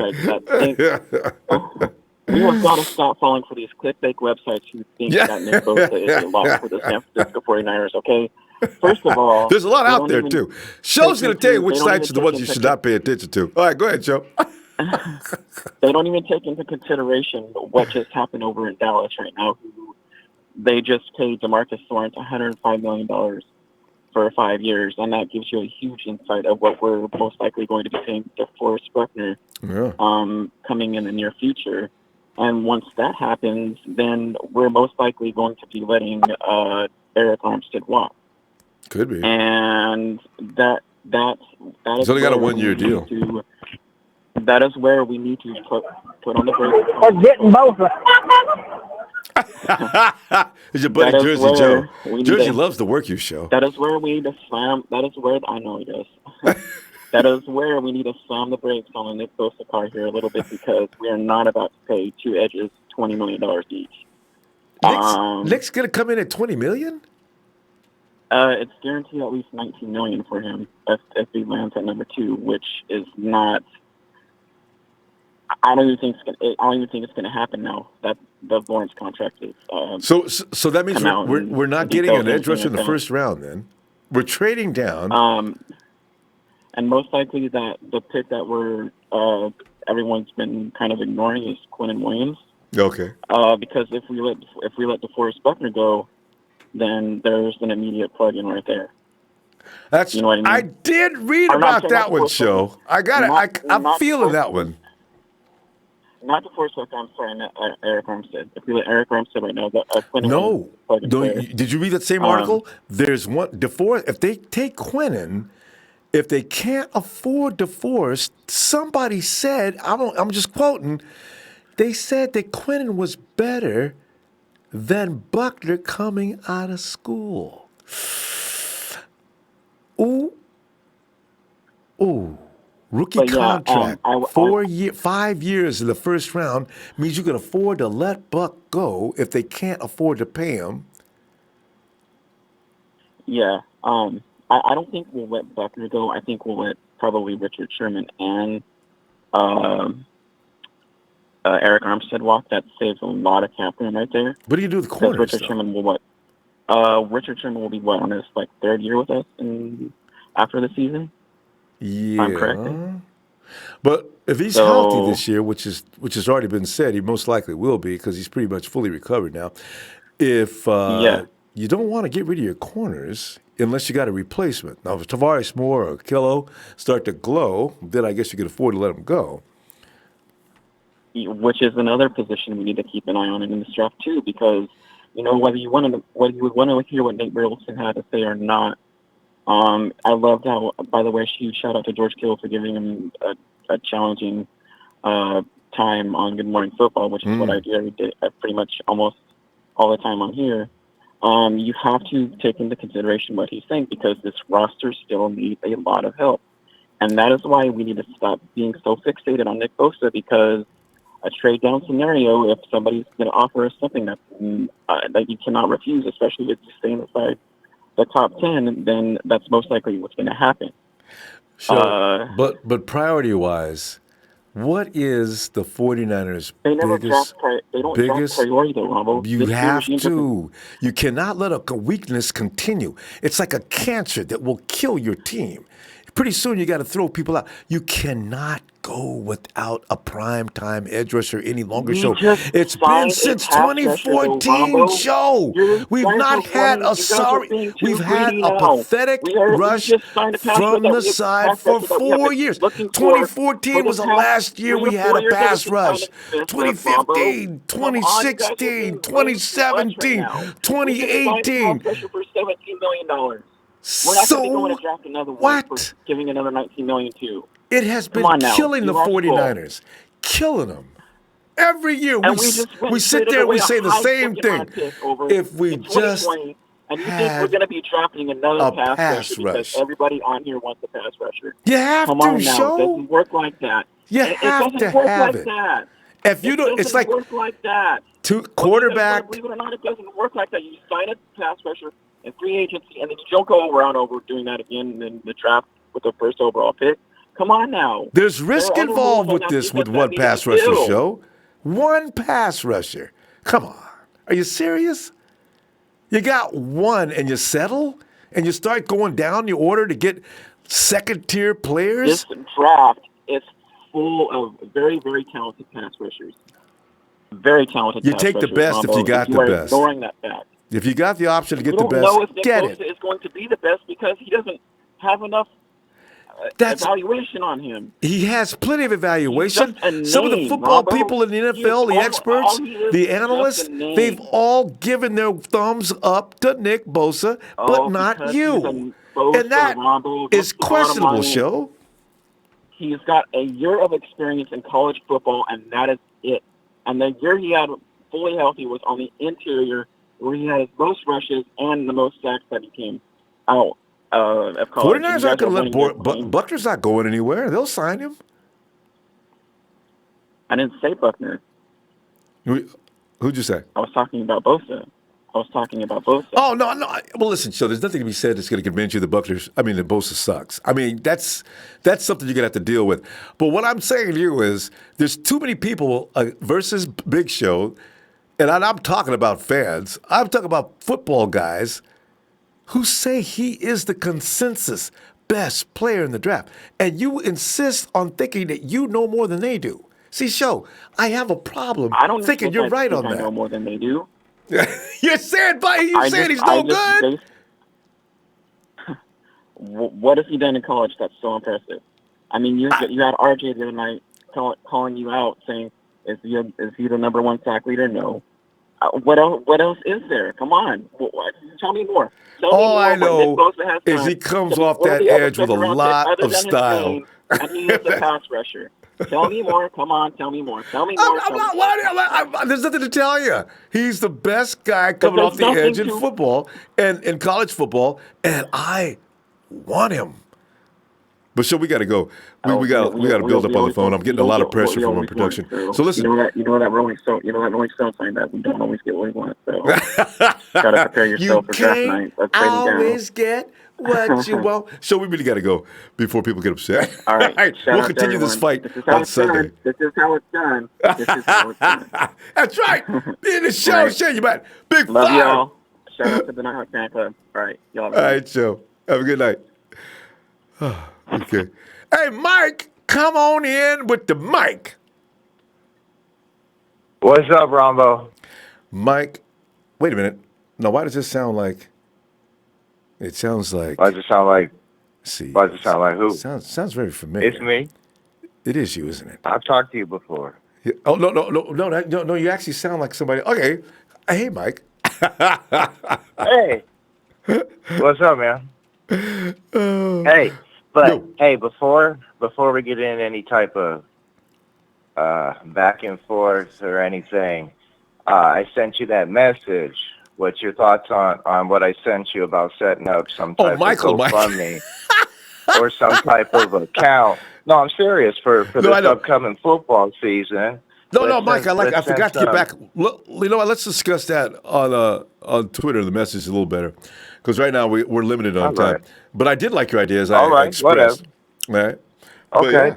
Well, let's get to DK first. Heard you guys talking about DK and how this guy's the number one receiver and coming out. And that other guy, how Greedy was eating him up, and the quarterback's no good. But AJ Brown had 85 catches and 1,300 some yards. But that's a good DK point, Metcalf had 36 catches and 500 and some yards. Was it? Yeah. And they talk about go back and watch the game film. And I did. I went back and watched DK's game film. And they say, well, it's the offensive coordinator. He only makes him run straight. He only runs straight. It's not his fault. No, DK runs other routes. You know what? The problem is DK can't get open. And his other problem, well, besides his route running, is why he can't get open. But he uses his body to catch the ball. He does not extend his arms out away from his body to catch the ball on short routes coming across the middle or anything else. He always tries to catch the ball with his body. On deep routes, 9 times out of 10, he's using his hands because you have to. Yeah. But take a look at it. DK is, what's his name? The guy we picked up from the Ravens and didn't work out with us. The receiver we had, who all he is. You talking about runner, Torrey Smith? Torrey Smith. Yeah. That's DK Metcalf. Torrey Smith. That's what you get. You know, Torrey made me awful tired. Well, Torrey Smith in his prime. Yeah. You'll get a good 3 to 4. You get a Mike Wallace, except I know DK's bigger than Mike Wallace, but that's what DK is a burner. And he could be good in the red zone, but if you're in short yardage in the red zone, you have to be able to run some type of route. You just can't run straight. You're in short yardage there. So I don't see how real effective he's going to be in the red zone if he can't run a route. See, that's the way I feel. But a lot of people think just being big is all you need to be and be able to jump up on the 50-50 balls. 50-50 Well, there's a means lot of big people. yes. And 50-50 means you can possibly lose that contest. That's why I don't like the 50-50 guy. You know, give me a guy that's 70-30 and I'll feel at least a little better. Yes, like you're talking about with N'Keal Harry, who I don't see where the knock's on him at all. He's my favorite receiver coming out of the draft. Same here, actually. And I read that stuff. I was kind of shocked. If I get that, I'm going to find that link and throw it to you. I was kind of, what? Really? So, but go ahead. No, I've seen a lot of him because all the ASU games are always on TV here. So I've seen a lot of N'Keal Harry. And then he had Herm Edwards coaching him there the last couple of years. Oh, that's a good coach. Dude, obviously, you got Herm Edwards, running at teaching you how to become an NFL player. Yeah. Did you see any critics? Because there's always critics and no matter how good a player is, there's always the critics. They listed some things I was unaware of, just watching them at face value, and I was kind of shocked. He has personality issues of some kind as well. So I'm thinking, you know what? Every star player has a few personality flaws. They're not going to be Boy Scouts all the time. All wide receivers have personality issues. I know. If they're good, at least the good ones do. The good ones do. The bad ones, they don't have no personality issues because they can't talk trash to nobody. I know. There's no reason to. I know. One last thing. You think it's a knock. You think by trading back in the first round that you're trading in value. And I seen you didn't want to go ahead and do picks with me. I was hitting you on Twitter. I said we can go ahead. We'll start. You seen at 99. We'll start near 99 and go all the way up. I'll give you anybody you want, number 1 through 10, and I get anyone I want, 11 through 32. Pick a defense player, because you're talking about taking Bosa at 2. And I'm telling you, we can get just as good, if not better, later in the draft, and you don't think that's possible. But you go ahead and look at it. We can go back on Twitter. You take anyone number 1 through 10, one defender. I'll take anyone through 10 through 32. You'll probably win 2 of the years. Listen, for some reason, if Bosa was not declared the consensus number 1 draft pick, I don't think he'd be getting this kind of. There's a lot. He's like a lightning rod now for a lot of strange things being said. So that's why I think if it wasn't for him being said about him, he wouldn't be getting this. I'm sorry, say it again. Kyler Murray's the consensus number 1 pick right now. Well, according to outside of quarterbacks, Bosa was. Yeah. But, okay. Yeah. Right, but they're always wrong every year. Mel Kiper, McShay, all these guys. The first 5 picks. I mean, I don't know if they were wrong last year. He was going up top, but a lot of times they're always wrong. Who said Baker Mayfield was going number 1? I actually said Baker Mayfield was going number 1. I was a Baker Mayfield fan all last year. When everybody else is calling everybody else. I'm a Baker Mayfield fan too, but I wasn't chanting. I'll tell the truth. I didn't know he was going to be picked number 1. You go Saquon or you're stupid. Was my thing last year. No, you can't. Running backs, the value, Michael. You got to look at the value of the position. You can't put a running back at number 1. I mean, he's a great running back. I mean, when he came in, he is a great running back. But yeah, your quarterback. I hear you there. But before you say, "Hey, we're out of time here," we were talking last time about trading back. I told you trade back and pick up Cleveland and Farrell. A lot of people. Oh God, that bothered me. I had nausea. Why? Tell me Cleveland this. Farrell compared to Bosa, Michael. See, that's what I'm saying. He's been more productive than Bosa. Has he not been more productive than Bosa? Here's what I want to do. Can I get folks who keep bringing that up?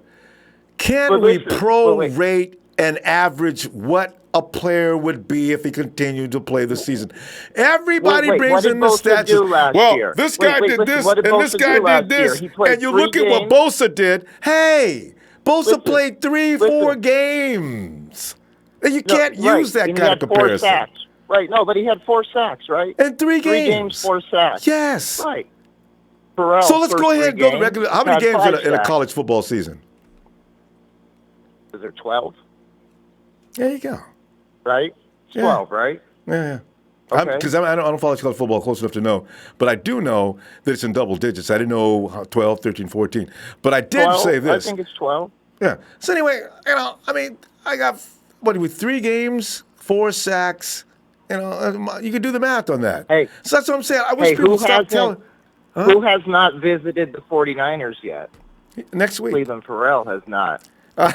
Cleveland Farrell's not scheduled, Mike, is he? do you really think the 49ers ever give up? Let me just ask you a question straight up. They never give up. Give me an answer. Can I ask you this question? Do you really think the 49ers think Cleveland Farrell is a better pick than Nick Bosa? You really think that? Hell no. I believe he's a better pick than Nick Bosa. Oh, Mike. Oh, no. What can you show me that Nick Bosa has done that Farrell hasn't done? Did Cleveland actually have 4 sacks? Let's just go to that. Did Cleveland have 4 sacks in 3 games, the first 3 games of the season? Farrell had 5 sacks in the first 3 games. Okay. You win on that one. He's a better player. Okay.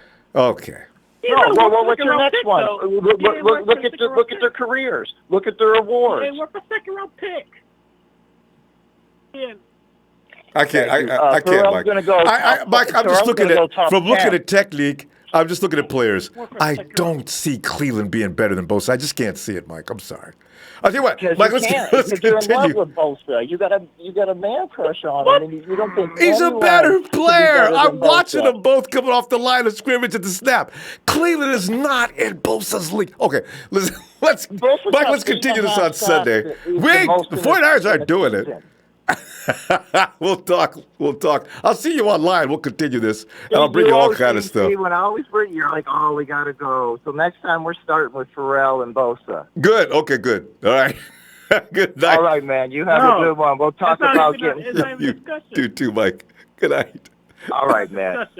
That's not discussion. Oh, my God. My head hurts. Oh, Cleveland Farrell. He could have said, Josh Allen or Montez Sweat, anybody. My head hurts.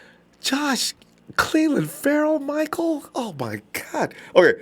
Anyway, hey, Justin, I heard you back there. My head hurts. My head hurts. That's not a comparison. I feel sorry for Bosa. I bet you Bosa was just kind of abuse all the time. Well, Justin, what is up? My head hurts from the last call. All due respect, my head hurts. My head hurts. Hey, let's stop. Don't let your head hurt. Let's talk about the potential of playing in the NFC West. I understand the Rams have still got people scared. It's not a competition. I see an 8-8 season for the Rams at best. As first of all, the Super Bowl, that draw that people have to go through, after that withdrawal thing you have to go through after losing like that. The fact that some of their key players have walked, others are hurt. It's just not. I don't understand. What are they, miracle workers? Remember 2014, we lost half our roster, and we came back in the next year and got our brains beat out to the tune of 6 wins. Yeah, I cried. Yeah, this is what happens. When you lose a Super Bowl and you come back in and you lose a bunch of players, you're not going to continue to be a world beater. It doesn't work like that. There's a morale thing that's going to have to be rebuilt. You got players that left that are going to have to be replaced. I don't understand why the Rams have no business owning that division next year. None. And that's not because I'm a 49er fan. God. Yeah, I don't. When Nate Burleson said Russell Wilson, I almost laughed. I'm like, he hasn't done anything. He hasn't done anything. Last year, he had average season at best. Yeah, he's got a running back. The last 2 years, he's fell off.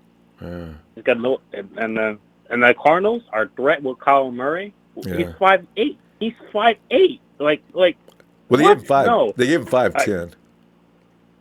So 5 Well, there's no competition. And then Jared Goff, he had an awful Super Bowl, and they're not going to rebound. And then what's his name? Todd Gurley's limping around LA right now. Oh, his knee. It's an arthritic knee. You can't be a running back with that condition. That's going to get worse during the course of the year because the more you have an arthritic condition, the more you irritate it, the worse it gets. And they don't have any backup running back. CJ left. Yeah, Gurley was the main offense. When he goes down, who are they going to give him the ball to? I see nobody. You hear what I'm talking about. See, I don't understand. Guys, I'm trying to tell people, man, without Gurley, that offense comes back down to average. So I don't want to hear about domination. Everybody says they fall off because of Cooper Kupp. There was no. If you look at the stats, when Gurley had averaged at least 30 yards per game, they had a good year. Good game. While he averaged 30 yards per game, they did ass. Yeah. So Gurley's also that guy. Don't see it. Receiver. He gets a lot of receiving yards.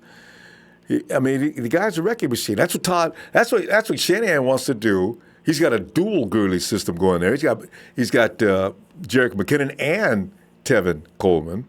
So he's got two Gurleys, and that's why I say the 49ers offense is going to be so much fun to watch. It is. I did see Nate Burleson, but the one person I really want to make be quiet is like Stephen A. Smith on First Take. That boy has been riding Jimmy Garoppolo since the day we signed him to that 5-year contract. All up in his personal life. Messing with the women he goes out with and everything else. Stephen A. Smith, what is with you and Jimmy G, man? You peed in your cornflakes one morning? What is the problem? Leave him alone. God. Every time Jimmy A did something wrong, he was like this and this and this. I'm like, oh my God, dude, like what the hell? Like this. And then when he's wrong, like never Adam Schleen on Nick Mullins, like Adam Schleen, like did you watch the Adam Schleen, whatever it is, the day before? It was Adam Schleen. His name is Adam Schleen. He's on that Film Network. He was trashing Nick Mullins. He even called Nicky, whatever it's called. He called him. The next day, Nick Mullins destroys the Raiders. He doesn't say anything. He doesn't apologize, and everyone's like, "You're not gonna say nothing?" Like what? See. It's the same thing with Stephen A. Smith. When he's wrong, he doesn't say anything. He just uses excuses. So I just really want the 49ers to have successful season to make him, like any other people who's done the 49ers, that's their mouth for the rest of the year. Tell you. And why don't they pick on other teams? You have certain guys that zero in on the 49ers. You never see them zero in. Well, Stephen A. Smith does get on the Dallas Cowboys. I got to admit, he's all over Dak Prescott. But it's funny, I find that amusing. I agree with him. Dak is overrated. When he had that offensive line that wouldn't let anybody touch him for 20 minutes, he could go back there and pick it. And also Zeke was running behind that offensive line. So they were the perfect duo behind that offensive line. They were awesome. Yeah. But now we see what they're really made out of. And you got an offensive line like everybody else. I just like this year. He's got if they make the playoffs, I really want Stephen A. to come out and apologize because he's been talking a lot of talking. Every time he's wrong, he stays quiet. He stays his mouth shut, and it doesn't make sense. So I'm like, if you trash someone for so long and they make you they prove you wrong, I don't understand. He's not going to do it, Justin. He's not going to do it. He's going to come up with an excuse. He's going to come up with an excuse for the other team. I already know his. And then when we want to get Seattle, last year. Everybody was saying Seattle played down to us. Yep. I was like, okay. I was like, y'all, I'm not going to give Nick Mullins credit. What? No. Like what? Heck no. And when we won those 5 games in a row when Jimmy G first came in, every team relaxed because they had already made the playoffs. That's an out-and-out lie. That is an out-and-out lie. You and I both know the Jags needed to win that game in order to sew the division up that day. That's what about the hats and caps. They weren't playing. Yeah, they called it. They had called a hat game. And the Titans, hat and shirt game. That's right? What they called. And the Titans needed to beat us. That was going to put them right in the driver's seat. Oh no, they already had a playoff spot. They weren't taking you guys seriously. Bulls. What? And that's not the way you play football. Nobody half plays football. Mm-hmm. If you come out there, you play hard. Yeah. Unless you don't feel like playing. Yeah. And if the Jaguars weren't serious, what are they doing fighting on the sidelines? Why? If you're not serious, what are you fighting on the sideline for? Malik Jackson and all of them. Boy. Yeah. I want to revert back to something. The Big Show said that he wished to trade for, but we should not draft Bosa. But if we draft Bosa, I want Big Show to come on your show that day. Yeah. And personally say that he loves Bosa. Okay. I'm saying, and we would. Okay. Because I like that. I like that a lot. That's it. I want him. You and Michael show. I really want him. Yeah. Mike and I Show. want him to set the fact. We're going to get them on at the same time, and they're both going to tell us how much they love Big Bosa. Because there's no way we are taking Greedy. There is no way. There is no way. Right. There is no way. There is no way. I want him to say, "Okay, I was wrong," because he said it from the very beginning of this offseason, we're taking Greedy or we're not taking Bosa. Justin, we got to go. But listen. I'll tell you what, and I'll say right now to both of those folks, both of my boys, I love them. If I'm wrong, guys, I'm gonna do that. I'm gonna say, Big Show, Mike, I was wrong. We traded down. Congratulations. Let's go win the Super Bowl. That's going to be my attitude. Because I'm not going to sit back and say that Bosa sucks. Because that's ridiculous. And now you got Michael coming in talking about Cleveland Farrell is better? What? Okay. No. Anyway. No, there's no way. There's no competition. Mike's a competition. Mike's kidding. He's got to be kidding. Anyway. Justin, let's talk. Let's continue Sunday. He's a good player. Like Cleveland Farrell is a good player. No, he is. I'm not going to miss.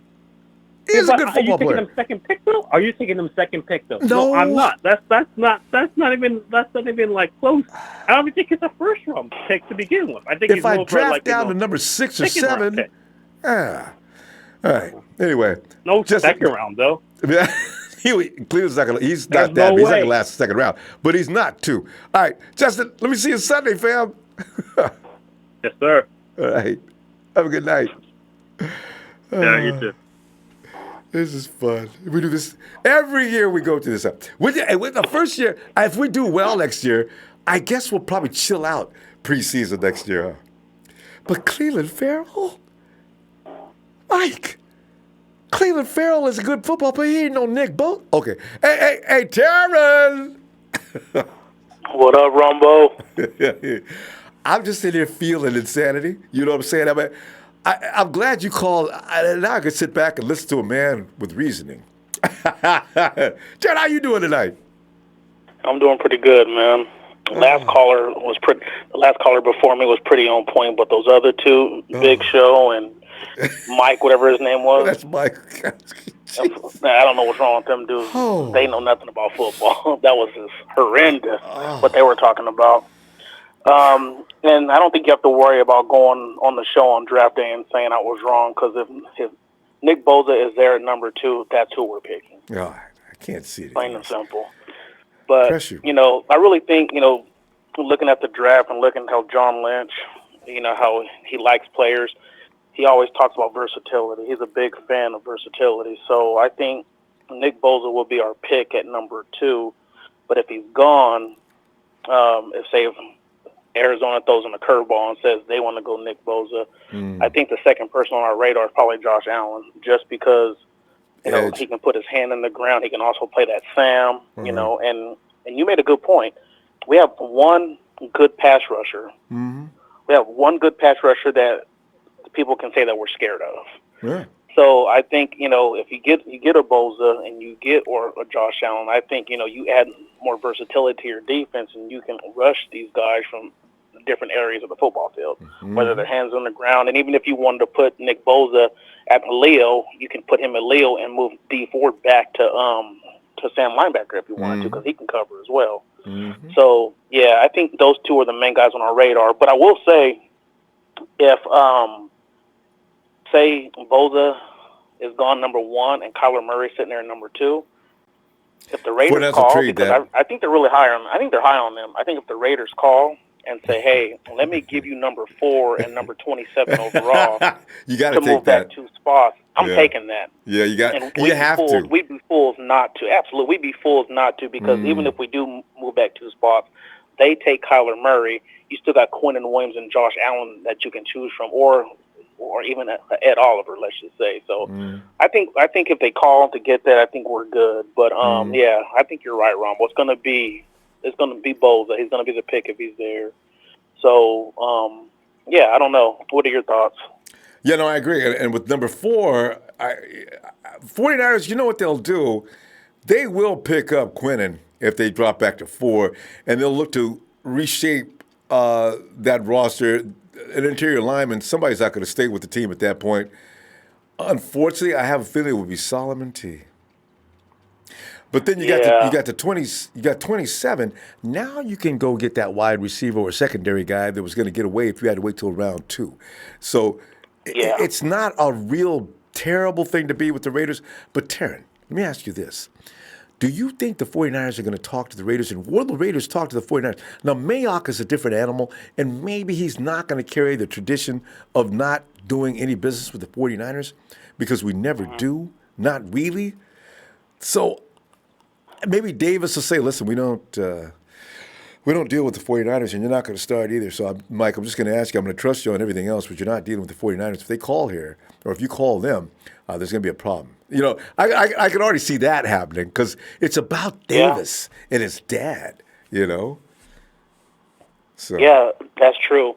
And I don't know, though. I think it depends on how much because I think the Raiders are holding a private workout with Kyler Murray. I don't know if they have already, but they're going to.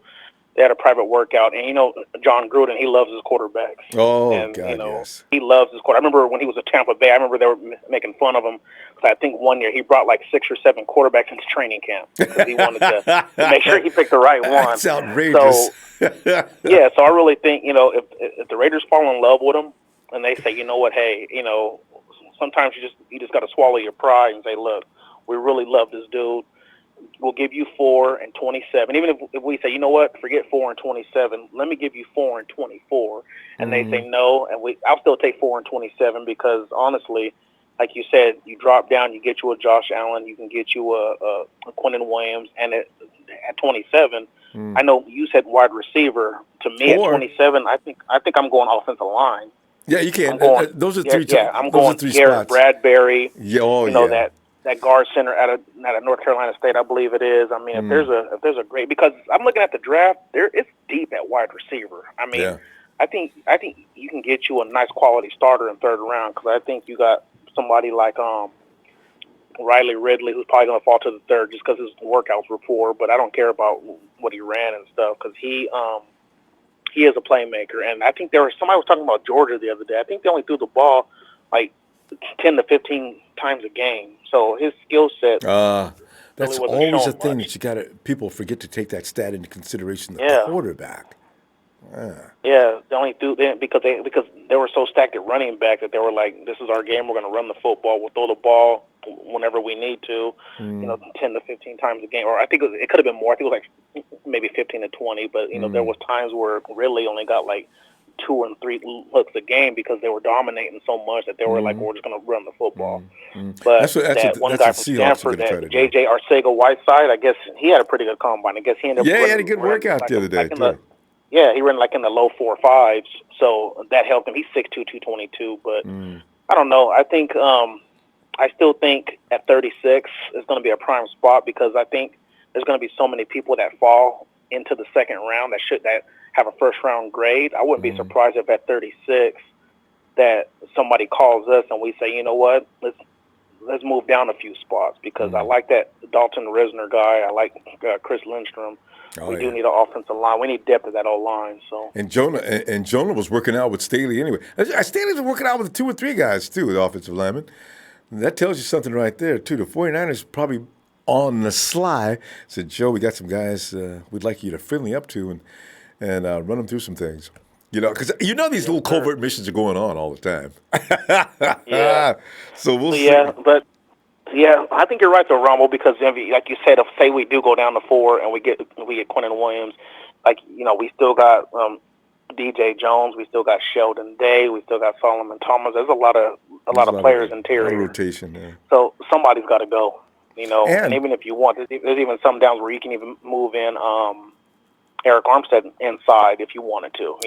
That's a lot of height to deal with, especially on 3rd down. If you're on 3rd down, you put Armstead and DeForest Buckner right next to each other. That's going to be hard for the quarterback to see over that middle. They both put their hands up.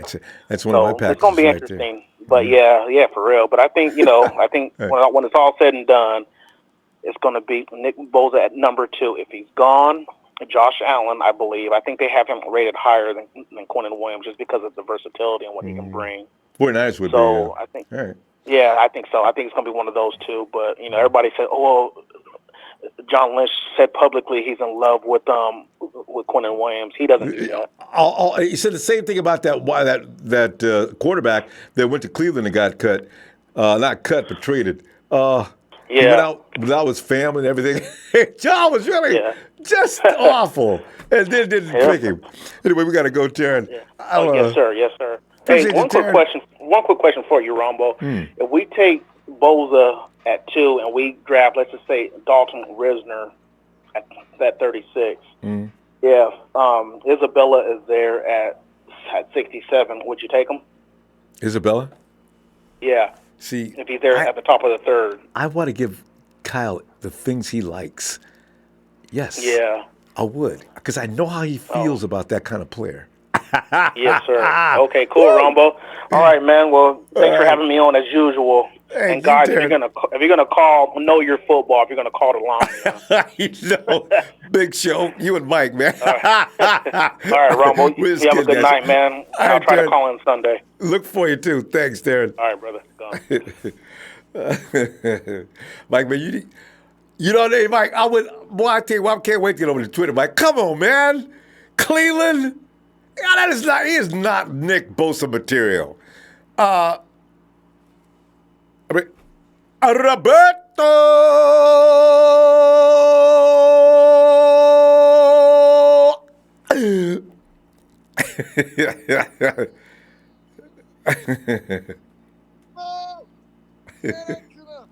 Roberto, you are mine. Roberto, you've always got mic problems. Whatever you set up last time, set it up the same way this time. And because your mic sounds like you're not close to it. Can you hear me? Roberto, it sounds like you're.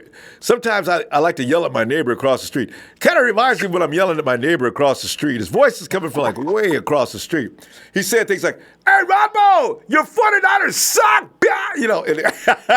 So Roberto, come closer to the phone or something. Okay, Ronbo, can you hear me? Yeah, still too far away. But Roberto, I can't hear you though. Go ahead.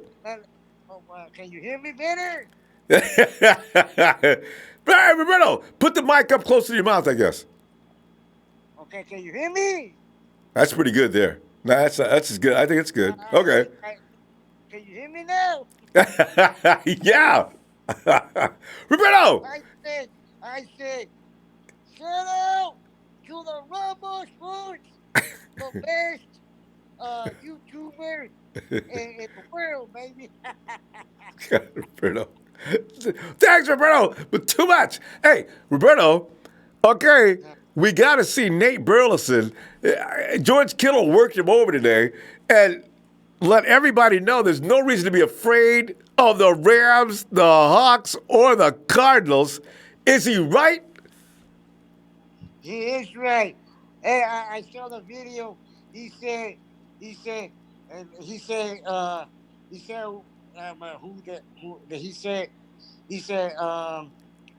did he say? He said we got Buckner, we got Jimmy G. He said we got Buckner. Don't forget Richard Sherman. We got Richard Sherman. He said, yeah, the Rams got this guy. And he said, well, we got Richard Sherman and we got Buckner. So yeah. And don't forget Kyle, the most dangerous weapon on the field. Yeah, he said, Kyle. He said, well, we got Kyle, we got Sherman, and we got Buckner. So we win in the West, and we coming for that division. First place, we winning that shit. I'm telling you, we're gonna win the division this year. It's gonna be a good fight. You never know what's gonna happen with Pete Carroll, because I was amazed at what the Seahawks were able to do last year. But if they don't pay Russell Wilson, how many days they got? They got 10 days to pay Russell Wilson his money, or they got two problems. They got Russell Wilson and they got Clark, and they want their money. Yeah, they say that Miss Russell got to sign a deal on the 15th. The CC Russell that likes to run for his life. But this time, he ain't gonna run for his life because he's gonna see what D Ford. He's gonna see the Ford. He's gonna see the Ford. Remember Buckner? Buckner got him last year and made Robert Saleh lose his mind on the sideline. You remember that? Ford and K1 and Buckner are gonna make Miss Russell a pancake for breakfast. Pancake, baby. Love it, boy. Put some extra syrup on it too. Yeah, they put some syrup and put some Ronbo in there, baby. Sprinkle some crushed nuts on there. Ooh, did I say crushed nuts?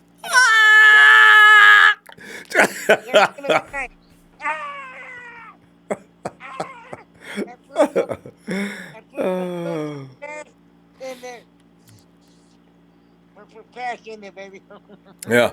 Hey, okay. So therefore, now we got. Hey. How do Rams look to you, Roberto? I know you've been checking out the Rams because you ain't got nothing good to say about the Rams. I know. But hey, everybody still thinks the Rams are going to control the West like they're still the strongest team in the NFL. I got news for everybody about that. That is not the same Rams it was the last 2 years. Can't wait to play them. Yeah, Ronbo, like you said, the Rams are gonna go 8-8 this season, and they ain't gonna go to the playoffs. Not this time. No, I got it. Rams, man.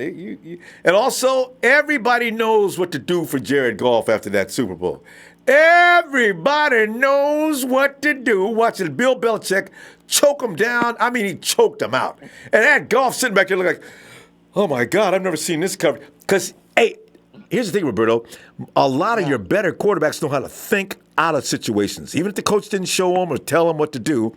Drew Brees, Tom Brady, Aaron Rodgers, these guys look at a situation that broke down and they can figure it out. Jared just drops to his knees and waits until they come and tag him. Lay down! Lay down now! It's like the police got him. Hey, one more.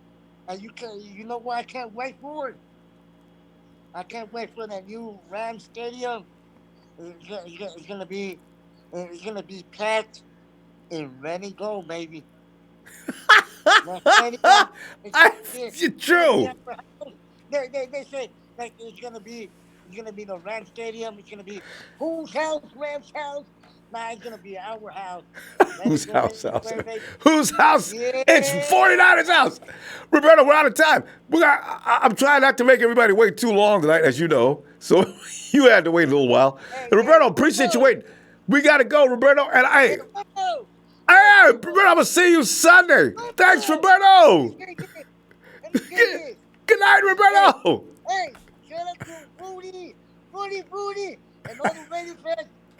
The hell up, bitches. Bye. Good luck, Vegas, baby. With the strippers. Yeah, Vegas, baby. Well, Station Vegas, baby. Peace out, Ronbo. Peace out, Roberto. Kills me, boy. Stay up. Thanks, Roberto. I'm going to go. See you Sunday. Oh, God. We got up here. Hey, is it Dontrell? We go right to James, right? Hey, come on in, James, out the East Coast. Hey, what's up, Ronbo? How you doing, man? James, I'm still floating on. You know, I was besides myself watching Good Morning Football. I didn't see that coming, and they set that up. Got Nate Burleson sitting there he's doing the Nate Burleson. Every chance he gets, he disrespects the 49ers. Well, he said, and I made a thread, right? Put his little video up, and there's all kinds of people that are talking about Nate. And Nate Burleson finally comes on over and he starts talking to folks. I'm laughing my butt off. Y'all know it was for TV, right? Nate, somebody should have told him, Nate, you do this regardless as to where you at. The first thing to come out of your mouth is something good about the Seahawks and something bad about the 49ers. Nate, this has been going on for years. So George put him in his place today. It was pretty. Yeah, I didn't get a chance to see it, but I heard about it from listening to the show, and you had a real interesting evening starting out. People are getting real animated, Oh, yeah, well, and it's that time of year. yeah, well, I would just like to say that when I call in, it's an opinion based show. You know what I'm saying? We all, This is James getting ready to let you know how he feels about Josh. All right, James, go ahead. Well, that's coming. That's in the dialogue. That's not going to be. It will be addressed once again. But one caller made an interesting point too. And I do believe this. If you're a GM, player personnel representative, as well as somebody like Adam Peters and John Lynch, when they do these evaluations, there's some key things that jump off in the beginning that you have to look at. And Maurice Jones-Drew said this today. No, or was it today or yesterday on NFL Network? He said when you're evaluating players, you got to look at product productivity as well as the availability. Okay, and one thing that I've really never been too sold on is players that have had maybe one good year of playing football, or prime example, when you talk about productivity and you also talk about availability, it's something that crosses every personnel director's mind when you've had somebody that's been injured multiple times, okay, compared to someone that's not been injured so far, except the little knick-knack injuries that still kept them playing, but nothing to keep them out for an established amount of time. And of course, I'm speaking of like Allen and Bosa. You've got, Bosa that, there's an injury situation going on. Okay, a ACL in high school, and this abdominal strain, and he's basically, he's versatile. He's got a good technique, but he's got one thing that he can do. And if you look at that AFC Championship game last year when his brother played in it with Melvin Ingram on the other side of the defense for the Chargers, they didn't get to Brady one time because Brady was smart enough to know, how do I beat these guys? 1 Mississippi, 2 Mississippi, 3 Mississippi. Even if it's a check down, even if you're just throwing the ball out of bounds, do not take the sack. Do not get hurt or hit by these guys because they could take you out of the game. Any quarterback that's smart enough to know that, his quarterback coach and his offensive coordinator is going to tell him, look, take the check down. If it's not there, throw the ball out of bounds, live to see another play. Do not let these guys get you. Okay, now, James, but the point is that applies to not only Bosa, right? I mean, that goes for everybody. That goes for everybody. But the point I'm trying to make also is like, if you've got prime example, okay, what's a more pressing need right now on that front seven? Edge rusher or outside linebacker? We just signed the edge rusher in D Ford. We got one. We've got one. Now, at the same time, the other pressing need is that outside Sam linebacker. If we evaluate them two players, who would be more beneficial to the Niners defense right now? A linebacker that's able to drop back in coverage, is great in coverage, put up, and I think you and another caller just said that in college they played 12 games. So if he got 17 sacks in his 2018 season, then it's more than a possibility that he had multiple sacks in different games. If they only played 12 games a season, and he had 17 sacks in 2018, he had to have more than one sack per game in order to have that kind of productivity. And then on top of that, I'm seeing a better defense with him, Josh Allen being on the edge, D Ford on one edge. When they run that wide nine, I actually do think, and I'm going to say this, and some people are going to get mad about it, And they're probably mad about me saying something about Josh Allen as this because they know I'm No, always James, you've got a huge bunch. There's a whole lot of y'all that insist I Josh know Allen that. is the I better know player. I'm not all, You ain't I'm gonna make saying nobody this mad. much though too. I understand it. That defense to me is going to extremely excel. Here's what we do. Let's move Solomon to the inside in the 5 technique, right along either DJ Jones or Kentavious Street in the wide 9 with Buckner in the 3 technique. And then you got D Ford and Josh Allen on the edges. Now, when it comes to pass play, if Nick Bosa's on the field, all he can do is rush the passer off the edge with D Ford. But now, if you have a player like Allen, you got somebody that, believe me, is great in coverage. Okay? Those edge rushes, you've seen it time in and time out. Even the Giants game last year when Malcolm Smith looked like he was on a half a leg. Okay? They were dropping back Solomon Thomas in coverage. There's been plays that I've seen D Buckets drop back in coverage. Okay? Now, for some reason, there's a knack on Bosa that says whatever you do not attempt to put him in coverage. Hey, but you know what? That's real easy remedy, James. If I insist on trying to make my edge rusher rush or drop back and pass, I just put D Ford back on that spot and put Nick at what he does best and does better than most. I mean, that's not a hard problem. I'm going to say it like this. Regardless of who they pick, I've got to live with it like every other Niners fan. But and you'll appreciate it.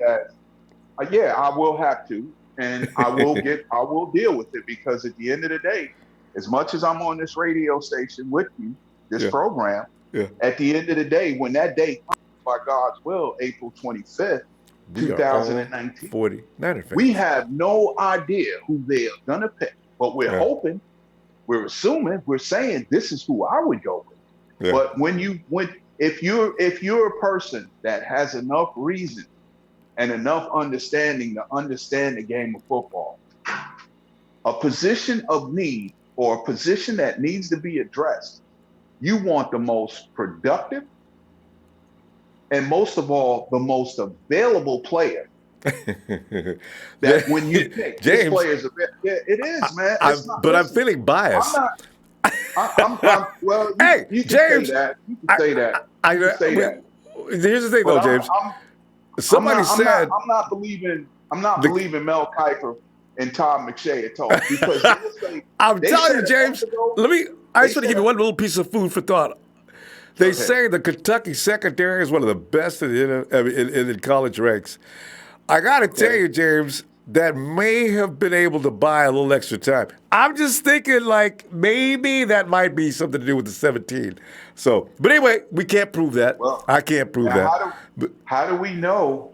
Well, let's keep the coin. Remember, it's 2 sides to every coin now. I know. One just doesn't have heads on both sides. But James, we got this much. Real quick, because we got to pull up. The same way they said that secondary in Kentucky was so great.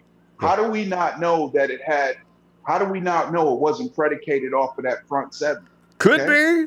Okay, because it definitely could be. Yes, it could. And this is what I'm trying to say.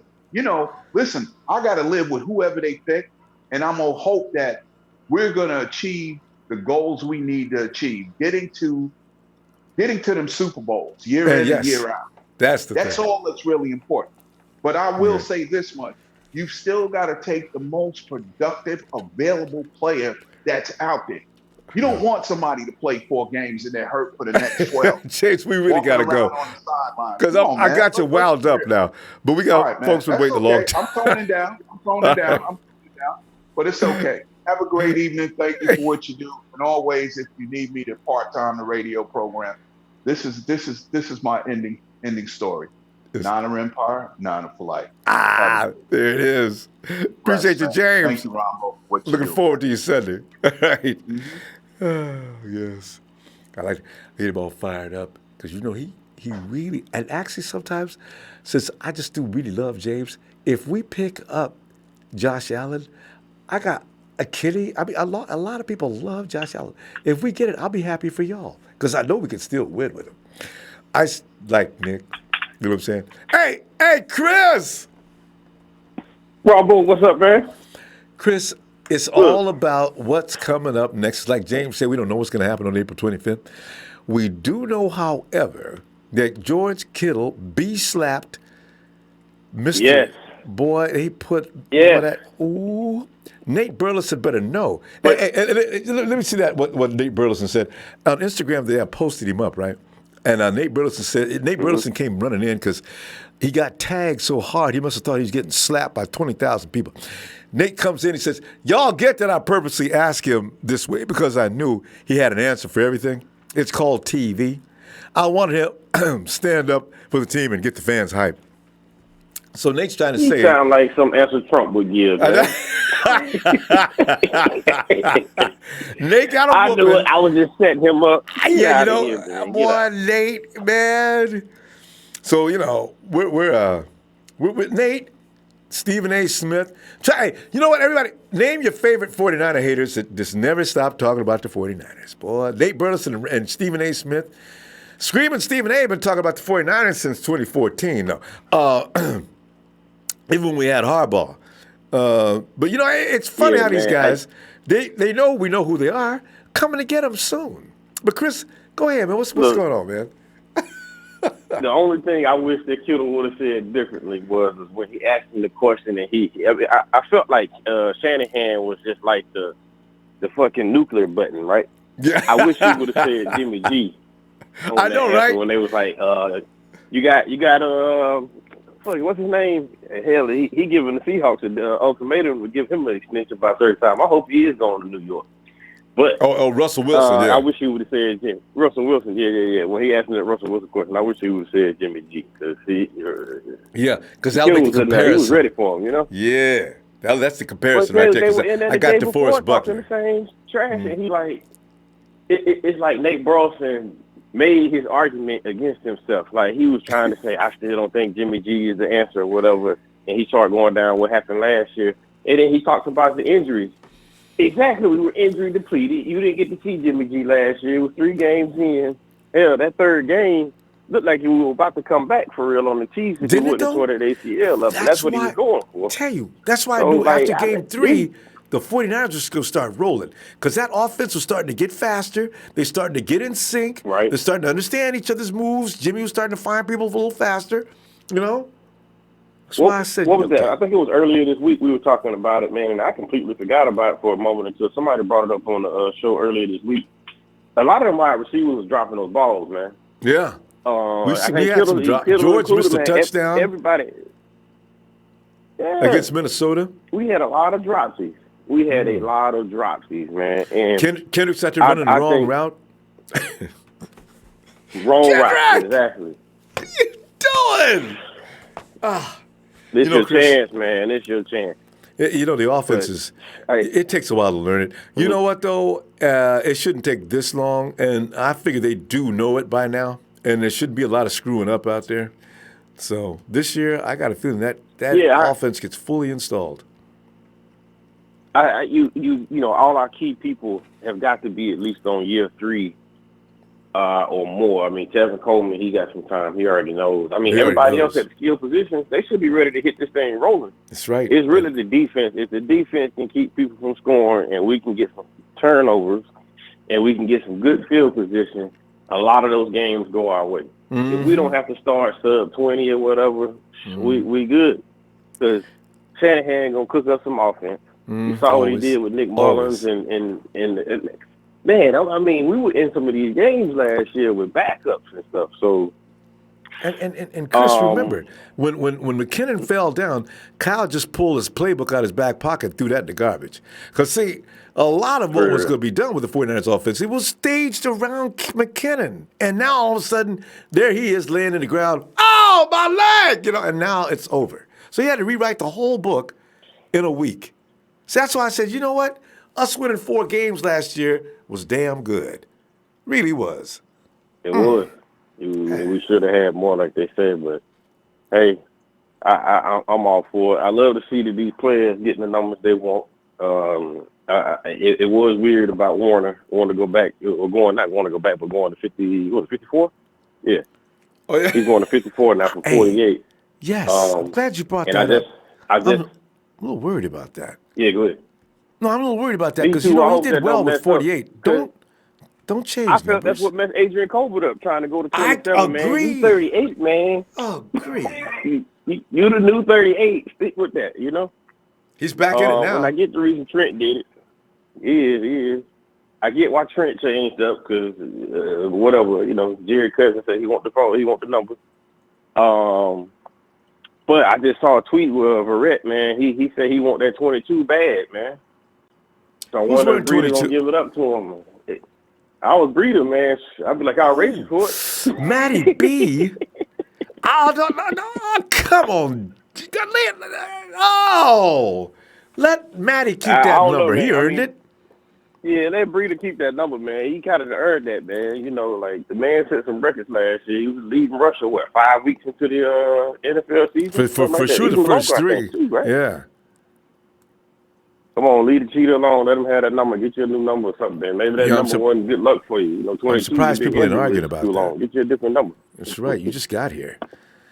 And you know, here's the thing about what Verrett's got to stay on the field. Please, man, don't get hurt. 3 years and ain't played yet. Look, so, I'm hoping that he can be this year's Nate Clements. Eric Armstead, who stayed on the floor for the whole season for the first time since he's been with the 49ers. Well, he made his first season, but man, look, because the quarterbacks ain't gonna have nowhere to throw. They're gonna have to try to throw to the your slant receivers or whatever, or your tight end, because Sherman and Verrett out there locking them down like that. Oh, ain't gonna be no throwing out there, and also now you got Alexander running across the middle of the field like a crazy man, and Warner's not bad in coverage either. I'm telling you right now, people don't understand that defense has potential, huge potential. Oh yeah. San Francisco definitely could. I can see that being on some shirts this year, seriously. So people need to get ready for it. Everybody's still crying over, you know, we signed Buddy. He's just coming off an injury. I get it. But if you go look at these Buccaneer fan club things, like they really are they know Quan, that they let that dude get away. Yeah, they didn't want Quan leaving.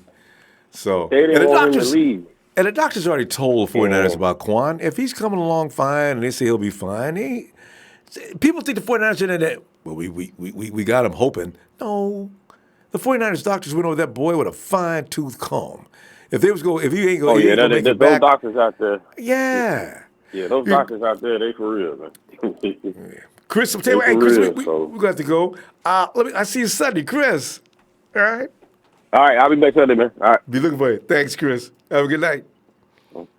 You too. Thanks. The anti-Bosa sentiment is still rolling. He's love Ronbo, but he can't logically answer why Bosa should be consensus number one. Smith, the thing is, I've looked at his technique. Now, honestly, first I was wondering why all the NFL experts said Bosa was number one. I went and checked him out. That's all I can tell you. He was judged to be the best in the league before I even knew that much about him. All I knew was what I heard.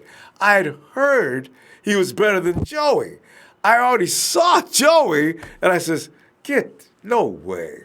And then I went and looked at his film. Okay, you know what? He's a little more grizzly. He's a little more aggressive. He seems a little stronger. I can see where he might be better than Joey. And if he's going to be better than Joey, I'm sold. So, Smith, that's it. I don't have personal reasons other than that. I'm just going by what the experts have said about who's the best guy coming off the edge. A lot of people don't agree with it. I looked at it. I agree with it. That's all there is to it. There's no magic. I'm not holding back any information or anything. I'm just going by what was said. And then I watched him, and I watched Allen and everybody else's favorites. They're good, but they ain't Bosa good. They're good. But when it comes to technique, that Bosa's dead arm, what did you call it? That dead arm technique? I'm watching this dude. It's like watching a Kung Fu movie. I said, look at this. Okay, now I understand what they're talking about. He's got more technique in one hand than most players got in their entire body. This is what I see. All right. Now, if you don't agree, I can't change your mind. Shanazo Sibyl says, enjoy the show as always. United family, have an excellent weekend, no matter who you are for the second. Cheers. Shanazo. Cheers. Chad Garrison says, I forget what network it was, but George Kittle was on the show roasting the hosts who were telling Kittle what power moves the NFC West had, and he would just name a teammate saying we're better. You know, that was Good Morning Football. That's what we've been talking about the whole time, Chad. Yeah. George is a special guest on there today, so, yeah. Bashar says D Ford will wear 55. Yeah, hey, right? D Ford, poor Peter. Peter just got that number, I think, right? End of last year. And D Ford, take off the shirt. I can see Peter. Man, what are you doing? I'm taking your number, man. I'm 55. I'm D Ford. And Peter's probably sitting there. What am I going to do? You go wear number 50. There's a lot of abuse in the NFL, you know? Oh, okay. Oh, it's Rastas. What's up, Ronbo? Rastas, man, I'm just sitting back here tripping on George Kittle, knocking Nate Burleson out. They had to carry him out on a stretcher. Nate was sitting over there cheering after George told him why the Seahawks, the Rams, and the Cardinals ain't scaring nobody in San Francisco. I loved it. And then, of course... We have no reason. I know. You know, that's what I'm talking about. Come on, man. Stop with this, Nate. Right. I believe that we're the best team in the NFC, period. Just got to go out and prove it. We should have had a better season, but Jimmy G got hurt. If Jimmy G didn't get hurt, everybody know our season would have been totally different. Mm-hmm. So that part of knowing that is the reason why I think that we should play around with this draft and get more capital, because we're not going to be up this high again. I don't picture that happening again. So kind of hope number not. 2 is a luxury right now. I don't think we have to pick at number 2. I think we should go back and feel more home. We're more playoff ready than rebuilding right now. So I don't feel like number 2 is really where we need to be taking that right now. You want to trade it down? And how far do you want to drop? The trade down, folks, how far down do you want to drop? I want to drop to 4 and pray that Josh Allen falls to us. And give me a reason why you think the Raiders could trade with the 49ers. Because the Raiders, if they're going to pick a pass rusher, why not pick the overhyped Nick Bosa? You see, but why do you call him overhyped? Because he's hurt. Y'all are letting John Lynch get away with murder. Y'all let him get away with murder. He's not hurt, Rastas. You saw him in the combine. That's right before our eyes. Did he look hurt at the combine to you? Combine, what was he doing? He was running against air. Nobody touched him. The thing is, though, people heal up. They don't stay injured. They don't necessarily have to continue to be injured. If he was injured, everybody would know about it. He's fine. It's the people who don't like him who keep manufacturing reasons not to like him. If you're not going to like him, say you don't like his technique or something. But please, y'all, stop with he's not hurt. He's had how many months to heal? He's fine. He was fine after high school, too, before he got hurt again. You saw what he did in college. He got hurt again, yes, but did he look like he was hurt when he first got back to Ohio State? No. Still kicking butt. But then he got hurt right after. There's no guarantees. Allen could get hurt. Anybody could get hurt in the NFL. That's just the way it works, especially coming off the edge. Yeah. But how much production does Allen have to show us for us to believe that he's number 1? Well, if you're going to go by production, okay, but don't go by who's hurt. Because I just think if you're going to go by that, and you're going to think that a guy's going to come in the NFL, he's just not going to get hurt because he hasn't been before, that's not solid. That could happen to anybody. You know the defensive lineman that was a technician that we drafted? Solomon Thomas. Never gets hurt either. Yeah. Never did hurt. He never got hurt at Stanford. He got hurt how many times since he joined the 49ers? Technicians, I don't think that he's going to produce like we want him to. Well, let me say this. I'm not going to be mad if we pick Nick Bosa. But Josh Allen is the guy. But why? Because he had 17 sacks? Ferguson had 17 sacks. That, if you look at the production, every year throughout his career, football playing career, he has got better every year. From high school, from playing freshman to sophomore, junior, on and on. Every year, his production has got better. It shows and this last year was his best one. Exactly. His production just keeps getting better and better. He's not at his peak. He's still young. That means he's not in his prime yet. He's going to learn more. Bosa's the same age. Exactly. But what if Bosa gets better? He's already good. And chances are he's going to get better. Who's got the biggest ceiling? Bosa can't cover or do things that Allen can do. Allen can do everything that you Bosa find can a do. reason. I don't want him to cover. I want that quarterback to be taken out. I want him under pressure. I want him scared. I want him gotten to. I think Bosa's the best guy for that job. Now, if I want a guy for coverage, I go for Allen. See, that's the way that y'all dissect the Nick Bosa and Allen thing. But when it comes to DK Metcalf, y'all use his 3-cone drill as the reason why y'all don't like him. When Calvin Johnson, I didn't say that didn't about even Allen. run a 3-cone drill. Allen, all the Allen people bring up his coverage skills as a trump card. I didn't say it.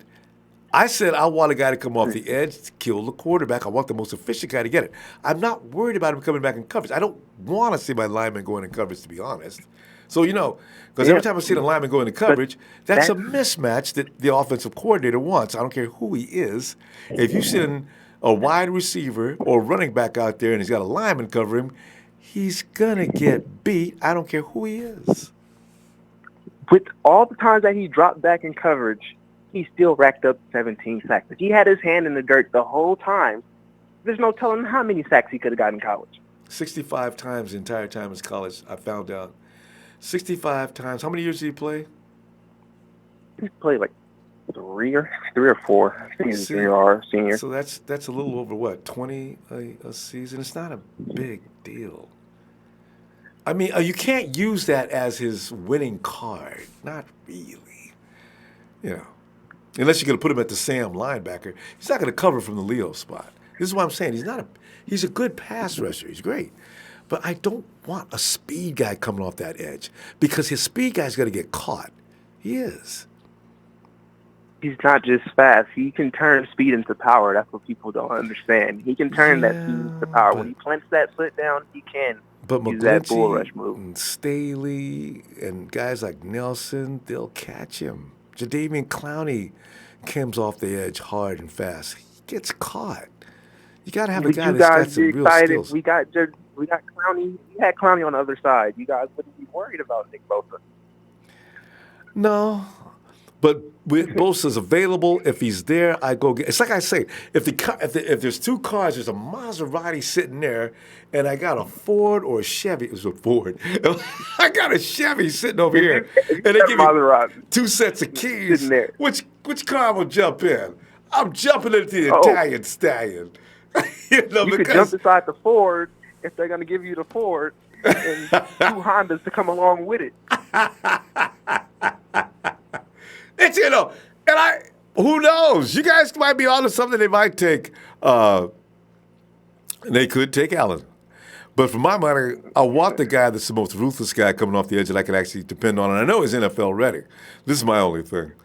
Because I do see Allen having to adapt to the NFL. And in the beginning, it's going to be a little bit rough for him. But later on, he might have a bigger ceiling. So Allen's going to be the better pass rusher when it's all said. I can't wait for this one. Going to be a lot better. I cannot wait. Week 4, week 5. Let's see. We'll see who gets the bragging rights. Mark me now. Allen will destroy tackles in the NFL. If he's on my team, I hope he's on our team. I hope he does. Ross, we got to go, fam. I'll look for you Sunday. Right, y'all. All right, fam. Have a good night, Rostas. All right, good night. Oh, man. And the battle rages on into April 25th. Who will it be? 49ers are on the clock. Pass for commercial, come back. T.O. Is T.O. pull? If T.O.'s not going to pull for us in the first round, he has to, doesn't he? Third round, round 3. It's always Goodell in round 1 now. 49ers are on. Pick is in. With the NFL 2019 second overall pick. The 49ers select. Goodell will probably make a joke of that as if you didn't know. Nick Bosa, Ohio State, defensive end. And, of course, that's when I go ballistic. You probably see flashing all across the room. And Nick will stand up and look as if, they told me last week. He won't even look surprised as they slap the cap on his head. Woo! And Coach says, hey, fam, what's happening? Bosa is a real deal. He's not going to cover anyone. He's going to kill quarterbacks. He's a hired gun. Bosa's a stone cold quarterback killer. That's why I want him. I don't care about coverage skills. I want that quarterback decked. I want a guy that can come in there and bully offensive linemen and do technique. That one-arm technique he has makes me crazy. It's the wrong hand technique. I feel like I'm watching a kung fu movie. Watch Nick Bosa on this wrong hand technique. What he does is he chips to his left and he uses the opposite hand, sending the offensive lineman in the wrong direction. Watch how he quickly recovers and takes out the running back. I said, I'll look at this. He does that with an incredible amount of skill, doesn't he? Wow. And look at that footwork and balance. They can't take him down. And as soon as the offensive lineman commits, Bosa stands there, dances with him for a split second, and he picks his avenue. Boom! He's gone. Quarterback dead. I said, oh, God almighty, that boy's got skills. Take him! So, this is what I'm saying. I want the guy with the polished skills. I can't help it, fam. I just can't do it. Bosa's a bad you-know-what. And Melee said, what up? I most definitely want Josh Allen. Good luck. Maybe he's the one. Anthony Benitez, Bosa might be the best prospect, but it's a matter of who can you use more in the different looks. Yeah, but when you have as many defensive linemen as we have, I want him.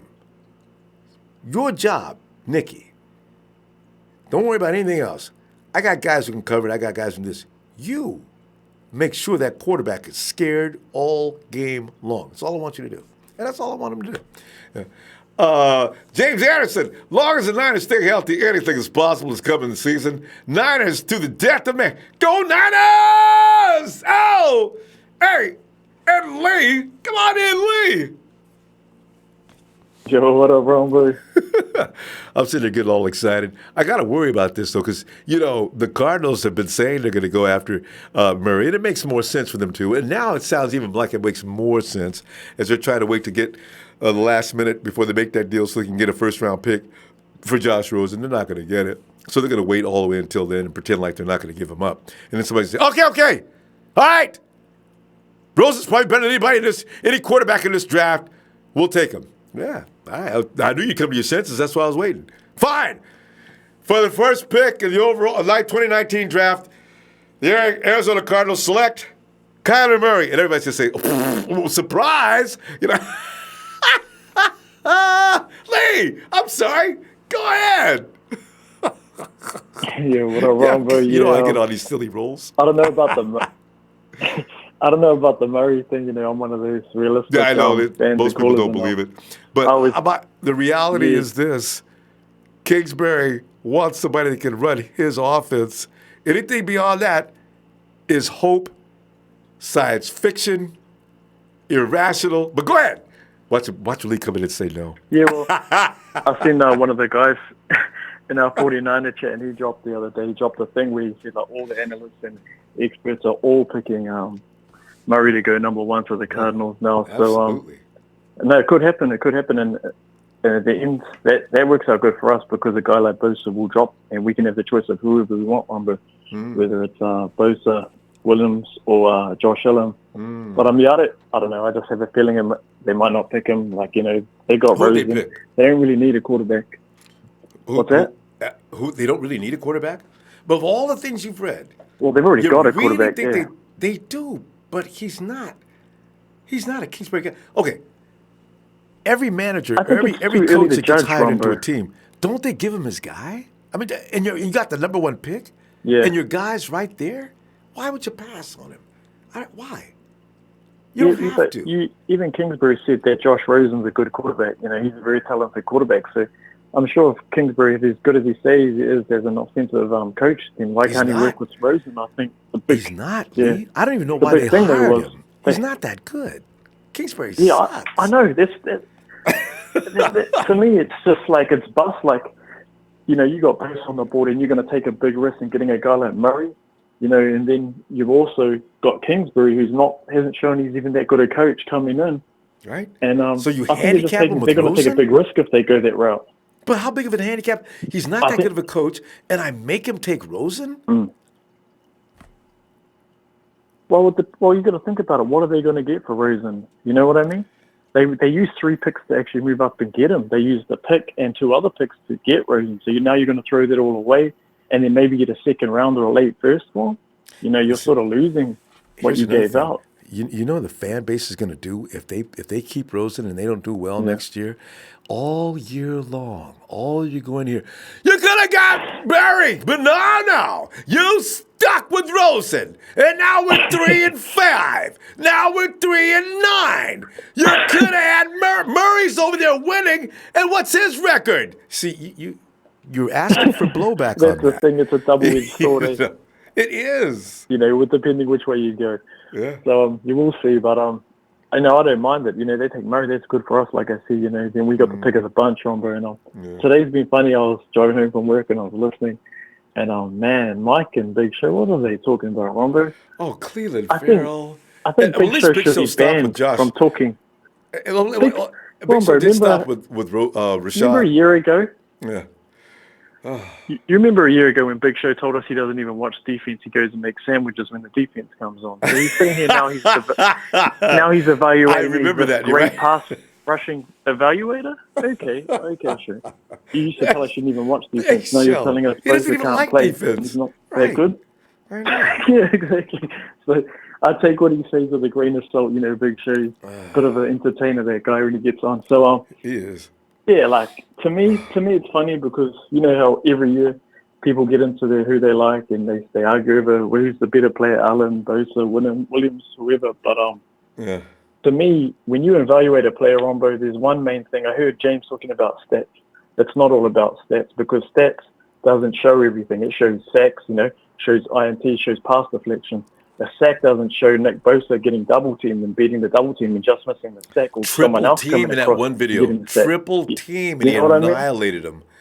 God, I said, look at that. That's what I have to say to our fans. Like, stop watching highlights where it just shows the good plays and none of the bad plays. Breakdown films. Stop reading stat sheets and watch game film, because that's how you evaluate how good someone is. You know, there's a reason that Rashawn Gary is a top 5, top 10 pick in every mock. You know, yet his stats show that he shouldn't be there. It's because in his game film, he's taking double teams and Winovich is getting sacks. Everyone's eating on that whole defense. You know, Michigan had a great defense this year. Rashawn Gary's stats didn't show that, but you've got to remember, guys, he also played the entire year injured. You know, so was Gary hurt last year? That stat sheets won't show you. Yeah, he had injured shoulder, Ronbo. That's a common injury. And see those. Yeah. And like you said with Nick Bosa, like people were saying, you know, I never see people break down game film reasons why we shouldn't pick Bosa. All I hear is, you know, injuries, he can't stay on the field, you know. And then I heard the other caller talking about coverage. You don't want to put Nick Bosa in coverage. Yeah, why? I don't want to put none of my linemen. I don't want any of them in coverage. Yeah. If he's a linebacker, okay, that's his job. But I'm not sending back my in-front guys in coverage. When that happens, I know the play is broken. Advantage offense. God. Like, Nick Bosa is not even my first or second favorite player in the draft, and when I look at the film, he's still the money pick at number 2, you know. I think Quentin Williams is probably right there with him. But, like, when I look at who my favorite player is Devin White, and then my other favorite player is Adderley, but you're not going to pick those guys at number 2, you know. When you look at the game film, to me, it's Nick Bosa. You look at his pass rush moves, you look at his tenacity, you look at his hands, you look at his quickness. He's not even a speed guy. And he's a quicker 3-cone and he's a quicker 10-yard than Josh Allen. And Josh Allen's supposed to be this great speed rusher. You know what I mean, Ronbo? Yeah, I saw those numbers. And those are on display. If you want to, you can see both guys is short area quickness. It's not about a 40-yard dash. It's about a short area to the quarterback. See, that's the thing. So, and that's what you get in the 3-cone, and you also get in a 10-yard split. You know, you get that time. And when Nick Bosa is showing quicker than Josh Allen in both of those, you know, they're showing you the guy's not just got power, not got good technique, but he's also got that explosive speed over that short area, you know, and that's what you want when you're going after a quarterback. Explosion is what it's about. That's all I got tonight. All right, Lee. Shout out to the entire chat. Shout out to Terran and Ronbo because he's dropping some knowledge tonight, and Terran, I pretty much agree with everything he said. So Terran, I don't know if you're in the chat, but we want you in the Bad Boy Club. It's not because we're the bad boys; it's because we say stuff. We say our opinions, and you know, we're just about keeping it real, Ronbo, and saying what we think. Yeah. So shout out to you, shout out to the whole Empire, and thanks for everything you do.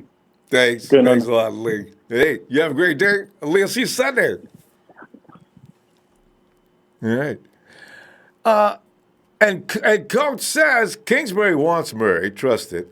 The trade talk is exactly like it was for OBJ. Everyone in camp said we are not trading OBJ, and they did. Same happens with Rosen. Just watch. Yeah. And what I understand, Coach, what the Cards are holding out for is a first-round pick. They're trying to sell the fact that Rosen's better than anybody in the draft this year. Probably the person on the phone says, if he's better than anybody in the draft this year, then why are you taking Murray? I'll give you a second-round pick. No. I meant anybody outside of Murray, all right? You'll give me a first-round pick or you'll hang up this phone. You know, so Sir Garcia, hey, what's up? Brian Seacombe says Verrett and Sherman are going to be lights. Just pray they don't get it. If they don't get hurt, oh my goodness, have we got a secondary. It doesn't matter who's behind them. It's about them, and Jimmy Ward will be fine. If Jimmy Ward plays behind real talent, I do want to, him and Colbert, I want to see what they look like behind real talent. I don't want them to have to recover for 40 yards on every play. If they don't have to do that, they could be very, very, very effective. San Francisco says I'm in the Josh Allen camp, but to be honest, whoever we draft will only increase our pressure. As of now, I'm done with speculating. Now I'm just waiting. I know, fam, you know he.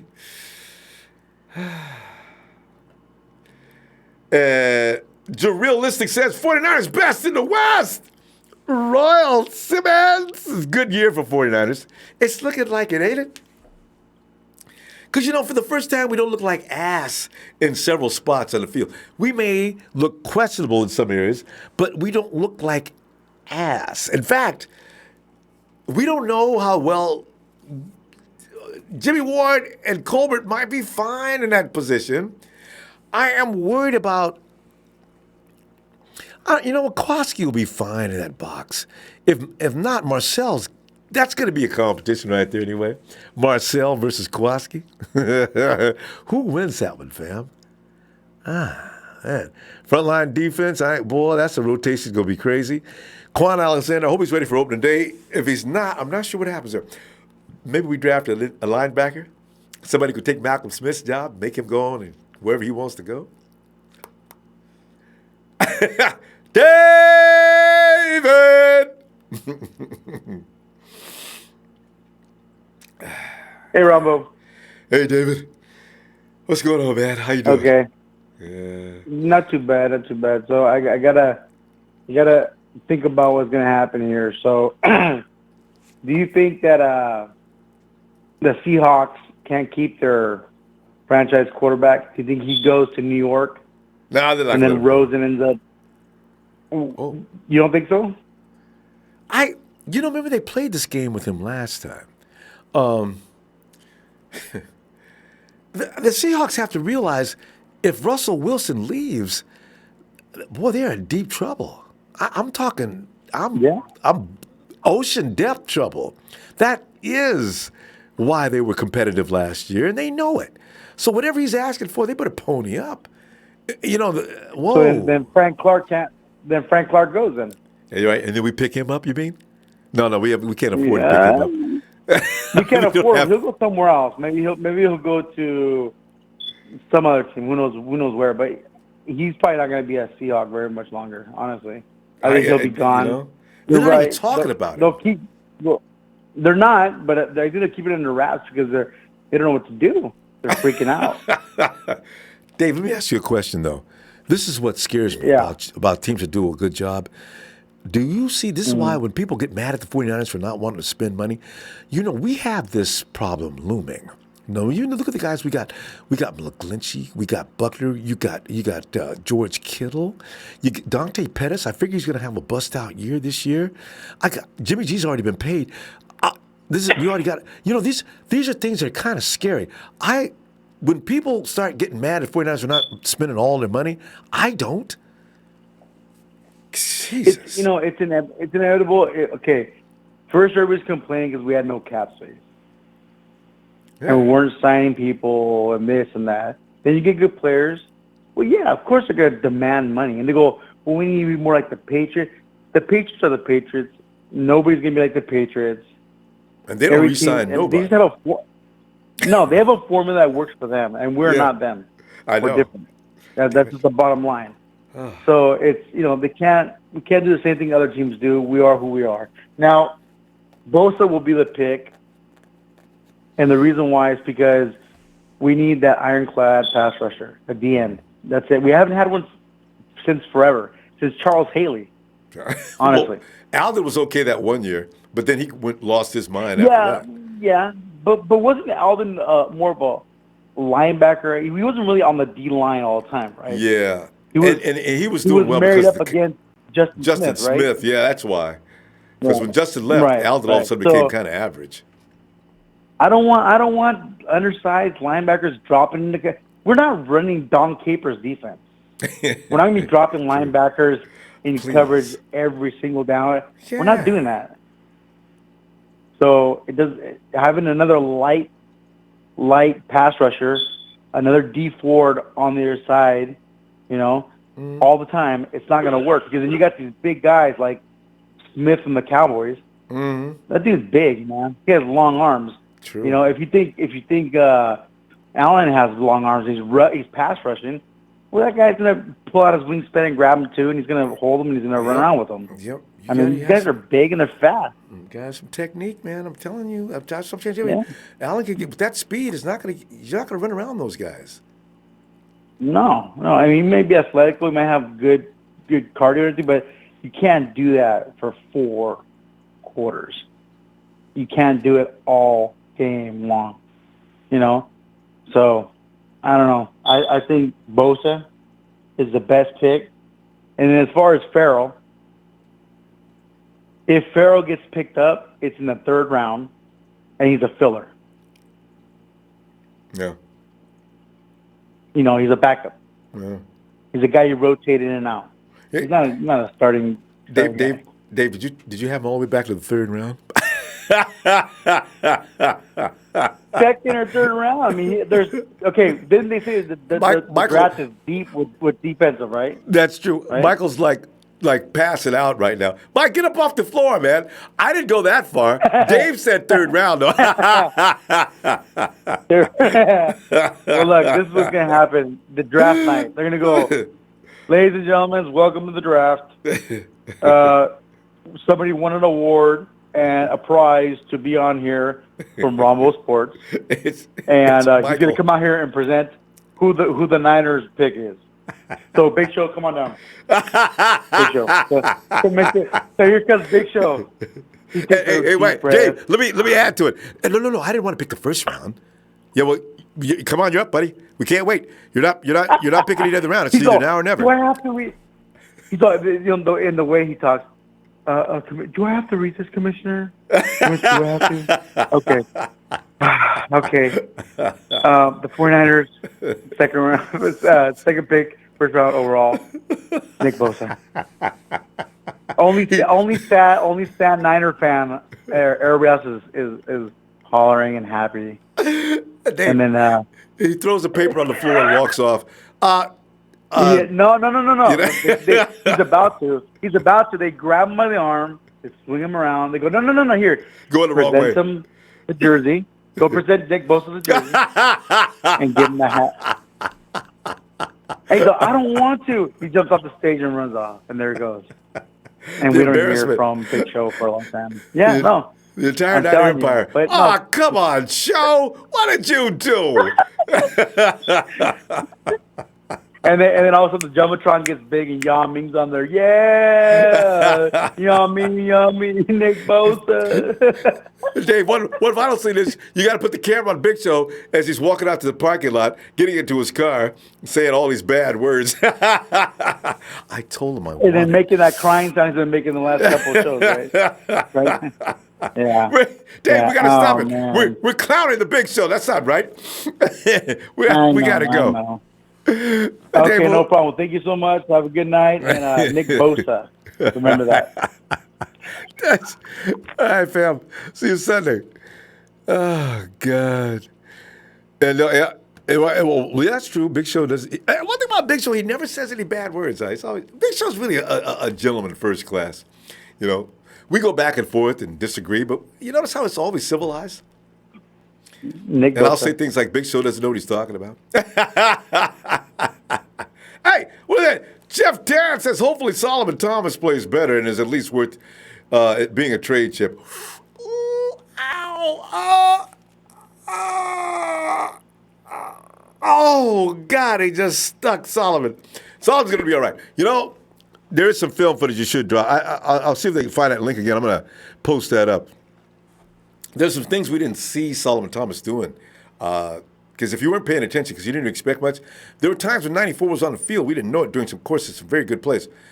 I'm going to see what develops this year in preseason. Because the 49ers are probably looking really closely to see how they can rotate him. Because he's a good player we'll see. Quinn Hunter, what's up? That's Q-U-I, not E-I-N-T-I-N, Hunter. What's up, Quinn? And Jeff Tarrant says Jason Verrett said that Joey Bosa in a Charger practice was telling him that his brother Nick is better than him in an interview today. Even today, see? It could be a family promotion thing, but this is not the first time I heard that. You know? Miguel Cuevas says at work watching my favorite guy. Miguel! What's happening, fam? He's in Patterson, New Jersey! Yeah! We put New Jersey, but we got a huge contingent of folks out in New Jersey. And Matt Mardigan, 1680, read the NFL Analytics mock draft. They make good points for taking Q Williams and Bosa. Yeah, man, you know, those two are actually ranked 1 and 2. Let's go over to Sensei Milliam. Sensei. Sensei. Where are you, Sensei? Sensei Milliam. All right, Sensei, we'll come back to you. You got Sensei? You on the phone? Sensei. Area code 415. It says Sensei Milliam in San Jose. Sensei? Sensei Milliam? Oh, okay. Here I go. Sensei, you were in the middle. You were out there training the Ninja Turtles, weren't you? hey, I gotta be honest. Go ahead. Sensei, we lost you. Sensei, you got a phone. Okay. Oh, there Okay, there we go. There we go. Yeah, my mute button was acting on its own. Yeah. Well, Sensei, go ahead. You said you got to be honest. Go ahead, be honest. Go ahead. What is it?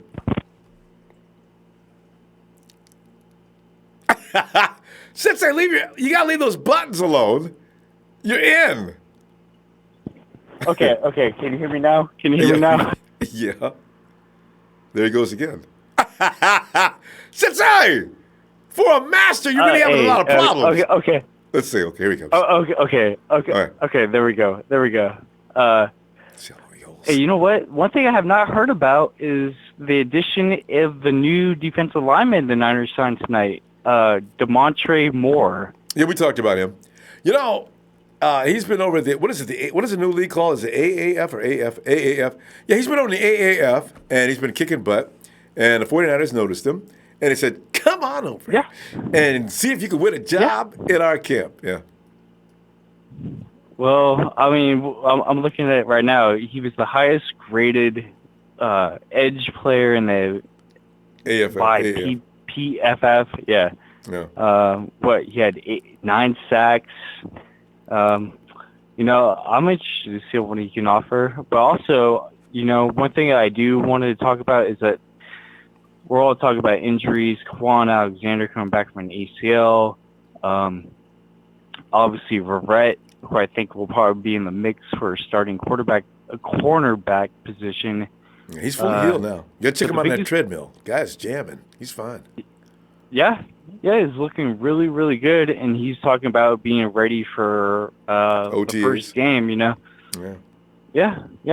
And, you know, I think the biggest additions will be Ben Peterson and Chris Kokrich, the coaching staff? new defensive line. Kasuric. Yeah, absolutely. Kind of like reinventing that coaching staff and the medical and training personnel. Yeah.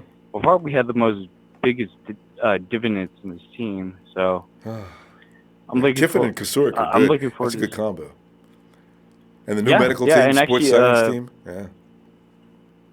Yeah, and you look at like the new defensive line coach's resume for defensive linemen, Ziggy, Sue, Kyle Vanderbosch, just line after line, a great or good defensive lineman. We've been needing this guy for a long time. Yeah, absolutely, man. Absolutely. We got the personnel now, though. We will have. Oh, yeah. Well, you know, I'm really more interested to see kind of like the lesser tier additions that they made. You know, D Ford, Quan Alexander, those are like cornerstone positions this team made. But guys like DeMontre Moore, obviously Kentavious Street, because we didn't see him last year because he was recovering from the ACL. You know, he's got good speed, too. I can't wait to see what he looks like. Yeah, and you got Julian Taylor still in the mix. You got Solomon T. You got Sheldon Day. You got DJ Jones. I must be missing some. Ronnie Blair. Man, we got some dudes. There's no weakness sitting on the bench. Everybody we got now, because remember Trent Baalke's teams? There'd be about 3 guys we hoped they didn't get in the game. Not now. These guys coming in off the bench now are going to be good. Well, actually, I credit more Scott McCullen for those good 49er teams when Harbaugh was the coach. Yeah, you'd be right, too. Because he definitely had more say to those good teams versus Trent Baalke, who kind of, Trent was good at mounting up picks. What we're going to do, we're going to win. Yeah, because Trent was good at getting picks somehow. But because he's trading away all his good picks. I mean, we come into the draft with like 10, 15 picks, and Trent would bring home, man, he'd bring back some of the worst football players in football history. We'd end up losing half of them anyway, you know? That's Trent, man. Marcus Lattimore is the biggest failure. Yeah. He had all the potential in the world, and yet you spent a 3rd-round pick on him and just let him just ride. Second year, he just said, I got to go. And Trent had more red shirts in his closet, man. I mean, red shirts out in that locker room, man. It's like a laundry room for red shirts. God, Trent. Well, we still have Eric Armstead and Jimmy Ward, and hopefully I hope both of them pan out this year. Yeah. DeForest Buckner is probably his best draft pick ever. Yeah, I thought you were talking about that is, huh? That is Baalke's all-time greatest pick, isn't it? Yeah. Probably. I would call DeForest Buckner his best pick ever. Who else? Yeah, Buckner's got to be his best pick. Well, what, Bradley Pinion, because he got paid overly expensive. Bradley Pinion. That could be the other one. Oh, no, Tampa. He went to Tampa Bay. Yeah, but how many times did Bradley Pinion piss me off every week at least once? I'd always sit and wait. Oh, God. Pinion has one bad kick that he shanks a game, at least one. Sure enough, and I thought it was my fault. Oh, God, here it comes. Bingo! There he goes. They got the ball at the 49ers 30-yard line. Bradley, Jesus Christ! How about you do better than that? You would. What do you do every day? How did you do that? Yep. You know, Yep. every week, at least once, he'd have a few good ones, and we never pinned anybody inside their 5-yard line or 10-yard line. Rarely did you see that. Bradley, Never. He's a nice guy, but I tell you, man, I believe we can find another kicker. Oh no, we got it. What's his name? Justin Vogel. He was a Pro Bowler before he got cut. Yeah. Oh, that's right. We're not looking for a kicker anymore, huh? That's right. All right. Yeah, right. I forgot all about him. All right. I cannot see him being worse than Bradley, no matter what. I mean, Bradley, can you please focus? Get that ball out there. Let it get to a place where our guys can go down cover and get the right roll every now and then, and we can put them on the 5-yard line. Sensei's gone. All right, Sensei, I'll see you Sunday. We're going to... Hey, Jabari. Yeah. What's up, Ronbo? How you doing? Hey, Jabari. Well, Jabari, did you get up in the morning to the treat of watching Nate Burleson getting worked over by our hero and tight end that's got his jersey already in the Hall of Fame for having the most yards in one season? George Kittle! Yes! George Kittle, yeah. Yeah, I saw the Good Morning Football thing. Yeah, that shit was funny too. Yeah. I just wish Nate would have been so excited and all happy when George got through beating him up. Nate was like, yeah, that's what I'm talking about. I was looking for him to say, it's like that? Yeah, that's only a shot I mess with. Good Morning Football, I mess with them. I tell you. You know, haters, like Stephen A. Smith and them. Oh, yeah. Haters, they always gotta disagree with each other. Remember Stephen A. Smith and Ocho Cinco? Ocho Cinco was sitting there and somebody said something. So who do you think? Blah, blah, blah. And didn't Ocho Cinco, I think he said Jimmy. And did you see Stephen A. Smith? Smith, what? No. Stephen A. Yeah, what is wrong with you, man? Anytime a 49ers name comes up, you start crying. Shut up. The hater, man. That dude's a hater, I'm telling you. Anyway. What does he even like? He likes the Steelers. See, that's why he was crying, because he was trying to figure out. That was the question, right? They said, well, what's the best team for Antonio Brown to get with then? And Ocho Cinco said, 49ers? What? Yeah, I remember that. He just hates that. Yeah, bro. He's a Steeler fan. Let me tell you about. I gotta tell you about something. People keep saying that we're gonna trade down, man. Fuck that. We don't need to trade down at all, man. I really don't want to. I think we take Nick Bosa, throw that train down, care 2 spots, 3 spots, bro. We taking the best player, Nick Bosa. Every round for me. He's Joey Bosa's brother, bro. Come on. Tell you, man. And I want that top of the order every round. So we get round 2, I'm gonna wait 2 people. Give me the next best thing I can get. You know, round 3, same thing. Give me the next best thing I can get. Round 2. Right? Somebody trades up in round 2nd and round 3 and gives me everything. I'll think about it. But in the meantime, first round, second round pick, man, you have to give me a lot in second round too. I want my choice of offensive lineman, whether I'm gonna get a safety, wide receiver. I want the best I can get in the second round. This is the thing. So. Yeah, and I heard about Jason Verrett running number 22. I know, right? Hell no. That's bothering a lot of people. He could be number 27. I think he'd be number 27.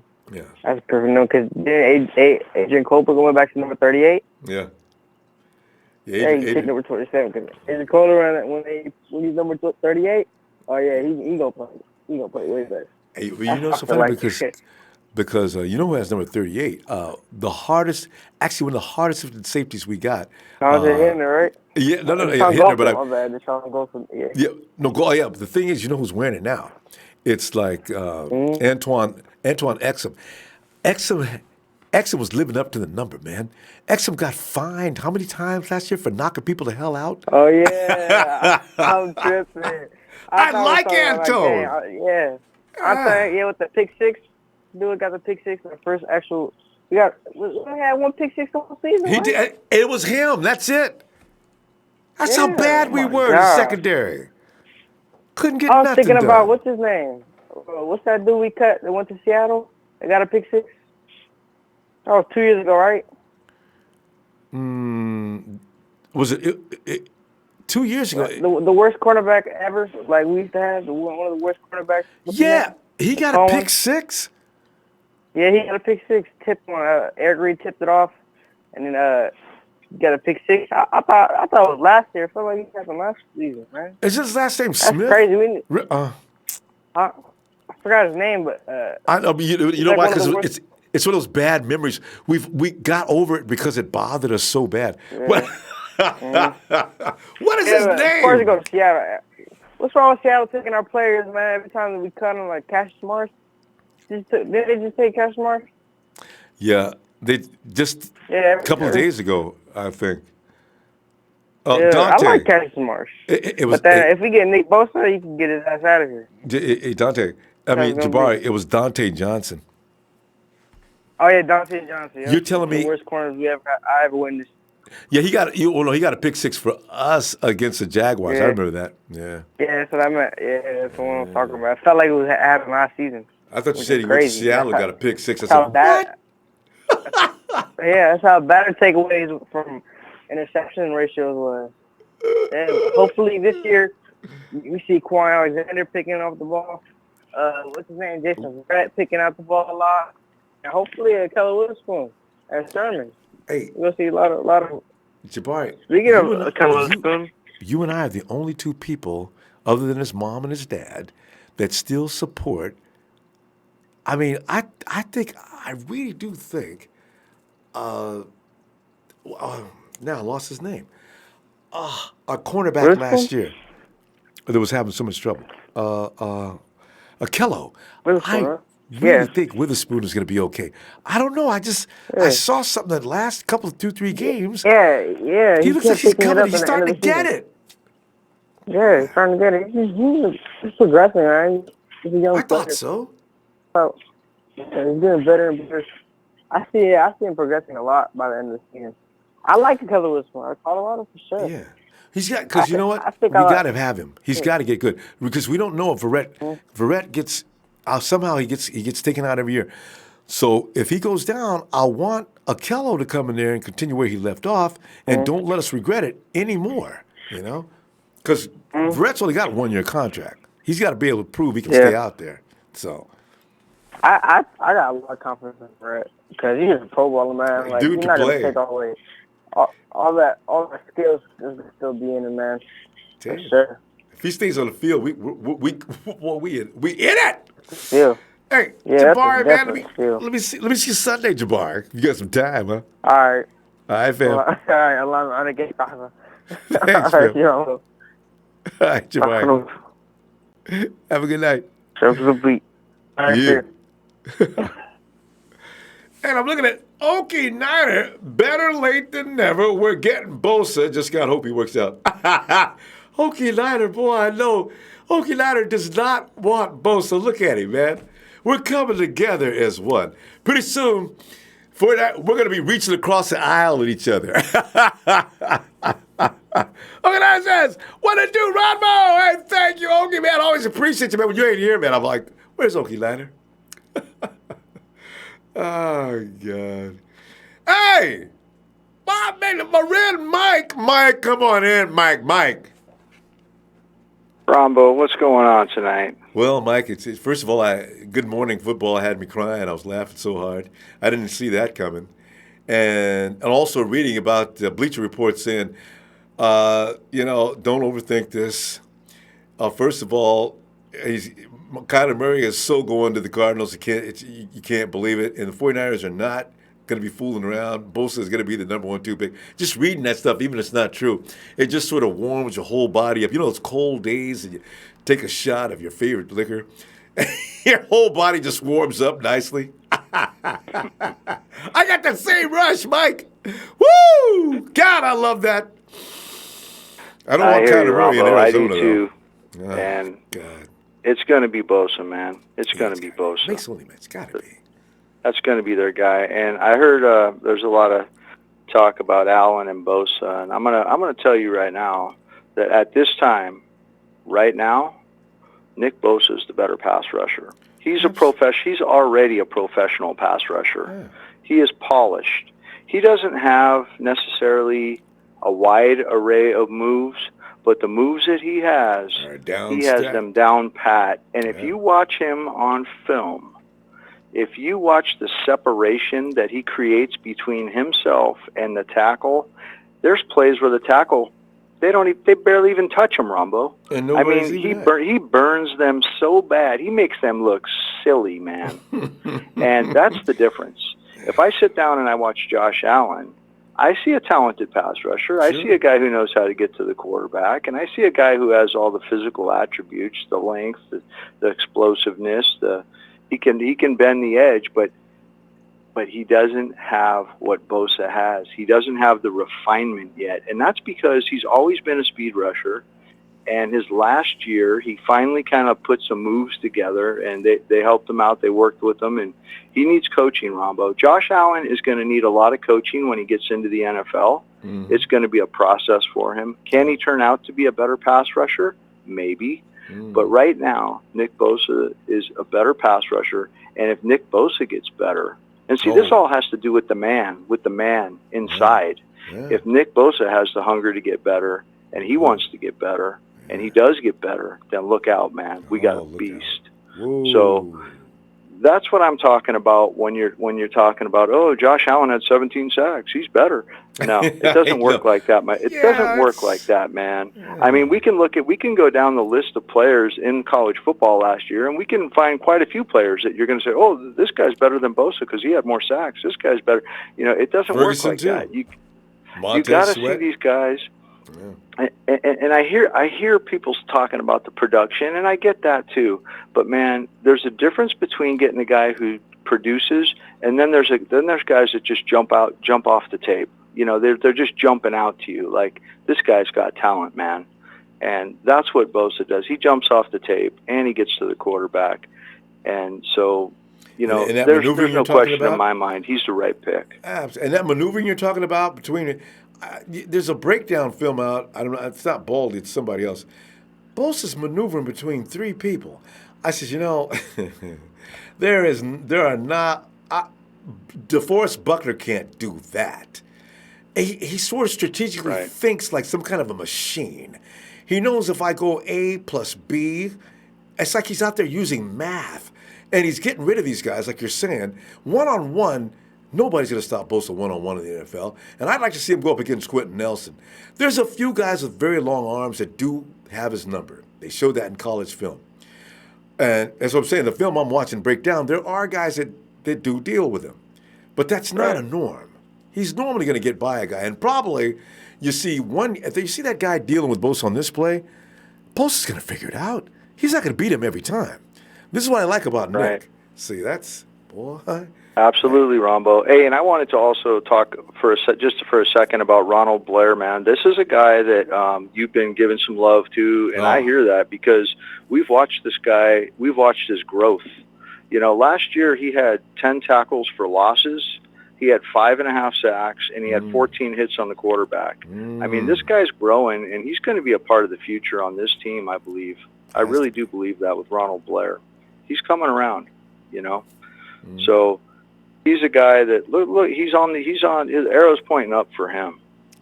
And Jason Verrett had an interview today, Ronbo, and let me tell you, if Jason Verrett stays healthy, and he says he's going to be ready for that first game, if this boy comes in healthy, Kello's not even in the picture. Jason Verrett is a dog. They talked to him in this interview, and he said, you know what? They were talking about Sherman with them. And he said, man, I can't wait to get in there and pick Sherm's brain. He said, with his talent and my talent, we're going to be a dominant duo. He's already taken, in his mind, he's already taken the spot, Ronbo. He's already the starter. He's already taken it. I like that confidence. Akello saw that interview, was probably saying, yeah, but you got to come by me first. Well, like you're saying, Akello, we love you, but he's going to get by you. You know, Kello needs some seasoning. Yep. And he hasn't had a chance to get it. He'll get it now. Yeah, and another thing, Ronbo, Clelin Ferrell, I heard somebody talking earlier. Somebody said he was better than Bosa. Oh, that was Mike. I don't know what's wrong with him tonight. Okay. He could have compared anybody besides Cleveland. I mean, Cleveland's a good football player, but he's not Nick Bosa good. No, not right. He's another guy that I'm going to say not right now. Not right now. He's not a better football player than Bosa. Clelin Ferrell is a good football player. Yeah. He is going to be a good football player in the NFL, too. He's going to be a 4-3 base defensive end, and he relies on his get-off the ball. He gets off the ball really quickly, and he gets himself into position to get to the quarterback. Does he have superior bend and dip? No, he doesn't have all that. But he can rush the passer, and he's got good get-off. So he is a good football player, and maybe with some coaching, maybe he's going to get better at the next level. But he's not a third-round pick. He's going to go. He's going to go a lot higher. That than was the third David round. put him I'll in the tell you third that round. right now. Yeah. He's going in the first round, most likely. Probably the top 20, actually. But and Ronbo, how much longer are you going to torture me with this Jimmy Ward talk? Saying that, Jimmy Ward's going to be all right back it's there. Wishful thinking, Mike. Ronbo, I'm just hoping that Jimmy. I'm thinking behind that kind of talent, he might be okay. But then I think about the fact that Earl Thomas was one of the reasons why Richard Sherman was as famous as he is, because Earl really was the human eraser. So I don't know. Jimmy Ward's been talked about so badly, Mike. Ronbo. I got a feeling he comes in this year and he does weird things. But Ronbo, it's probably fantasizing. That's what it is it's hoping, Ronbo. It's hoping. You got to quit hoping, okay? Okay, Jimmy we're going to get out of the draft. He's nothing other than what he showed us the last 5 seasons, Ronbo. Which game is he going to get carted off, huh? What's it going to be, a toe injury, a broken... What bone's going to break this time? Jimmy! God! Hey, so what do we do? I mean, there's nobody we could get now. We got to draft somebody. And the 49ers, they probably couldn't afford anybody in free agency. So they went ahead and said, well, why don't we get this kid out of the draft and see what we can do with him? So you know what you just made me realize? It's going to be, because I thought it might be an offensive lineman in the second round, I mean. It's probably going to be a safety. It could be Ronbo, or it could be a wide receiver in the second round, and it could be a safety in the third round. It could be Darnell Savage. That could be the guy. Who do you think you could pull? He's good. Darnell. Who can you pull as an offensive lineman in the third? Who's going to be available in the third round? We're not going to have to kick to the curb. I don't want an offensive lineman that's not going to make this team. Do we have him already in camp? What about that kid that survived that gun shooting? Is he any good? Yeah, you know what? You're right, Ronbo, actually, because I still say, and I know you know people are mixed on this, but I still say Trey Boston is still out there, isn't he? Yeah. So if you're going to keep waiting and you're going to go through the draft and then you don't address it in the draft, and you got to address it at some point, whether it's Eric Berry or Trey Boston, you need to address that position. You can't just leave it with those two clowns back there. I mean, it's not going to work out. And I don't mean to say that about Adrian Colbert, but Jimmy Ward, let's say that clown, because that he gets hurt too much. I know he plays aggressive. I like aggressive players, but the guy's body is just not made for it, man. Yeah. Come on. How much more money are they going to pay that guy? It was paid him another $5. I like the kid from Virginia. I keep watching him. I keep going back to his tape. I'm thinking, I see him making mistakes here and there. But I think, he's got the potential.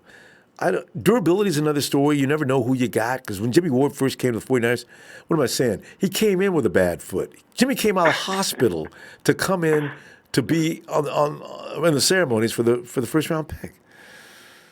He's just a Trump. It's not his fault. He's just a Trump Balky pick. He's gone out there and he's tried his best. I mean, he's done his best, but he just can't stay healthy. So it ain't happening for Jimmy Ward, man. And I don't know why they re-signed him. I was really disappointed with that decision. But I think as far as winning the NFC West, Ronbo, it's going to come down to trench warfare, baby.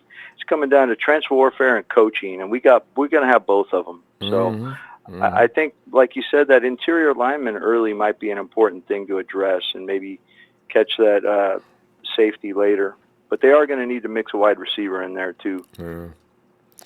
But Staley's going to be leaving us. I figure if we do well this year, Staley will give us one more year. This is it, though. 2 seasons. That's all he's got left. So do you bring that offensive lineman and start grooming him now, or do you wait till next year? I really don't want to wait till the last second. Is Joshua Garnett, is he as good as he looked a couple of times last year? Do you bring him in on and let Person maybe go to center? Because Weston Richburg is worrying me to death. I figure Person's going to be at that center spot this year. If that happens, can Joshua Garnett please come in and handle that right side? 5 minutes, Josh. Can you keep your toes and everything else to get hurt? Can you not have that happen? Yeah, the problem with drafting Staley's replacement this year. I don't think they should do that, because if they do that this year, then they're not going to be addressing all their weaknesses. They have too many weaknesses right now. They need to address the weaknesses first. Yeah. And Staley's replacement is Mike McGlinchey, and then they're going to draft a right tackle maybe next year, Ronbo. Yeah, a right tackle. You always talk about the right side. McGlinchey is a stud, man. He's going to be able to transition. He was left tackle at Notre Dame. He was left tackle at Notre Dame anyway, yeah. He's going to be fine. He's going to be fine. All right. Well, Mike, as usual, great stuff, man. I tell you what, let's we'll see you Sunday, huh? Thank you, Rombo. Thank you for all you do. And a shout-out to the Nighthawk fan club. Hey. And everybody, Empire, have a great night. Talk to you later. All right, Mike. Thanks. Good night to you, buddy. Here goes Mike. All right. Oh, man, I tell you. So many things to think about between now and OTAs. I can't wait. The thing about OTAs that makes me crazy is I can't wait to see that rookie camp. They have all those guys in there, man. Last year's rookie camp was fun to watch and see who's going to be the stars. Oh, man. Michael Sam says led the nation. Michael Sam led the nation in sacks. Just said, Damo! Come on, man. That's it below the belt. Ooh, no. Hey, wait. You know what? I forgot. I didn't say anything. Did I say anything to Lawrence Barker? I don't think so. I don't remember Lawrence Barker because the Hawaiian 49ers fans. Hey, Lawrence! I don't think I acknowledge you, man. Lawrence, I didn't mean to ignore you. He says here, Bosa for Hawaiian 49ers fans. Hang loose, baby. Oh. And, somebody did. See, somebody's going to say, Ronbo, you did, man. You just saying that because you want to say Bosa again. Fam, I hope you ain't hating no Bosa. Come on, man. You know what? Bosa's going to be okay. That's going to be the guy It's not a bad thing. And as soon as I said that, Mac Tiz says, look at the tape between Bosa and Q Williams. Watch both of them versus Oklahoma. Q Williams was double-teamed the whole game, and Bosa was one-on-one. I like Bosa, but Q Williams is just more dominant.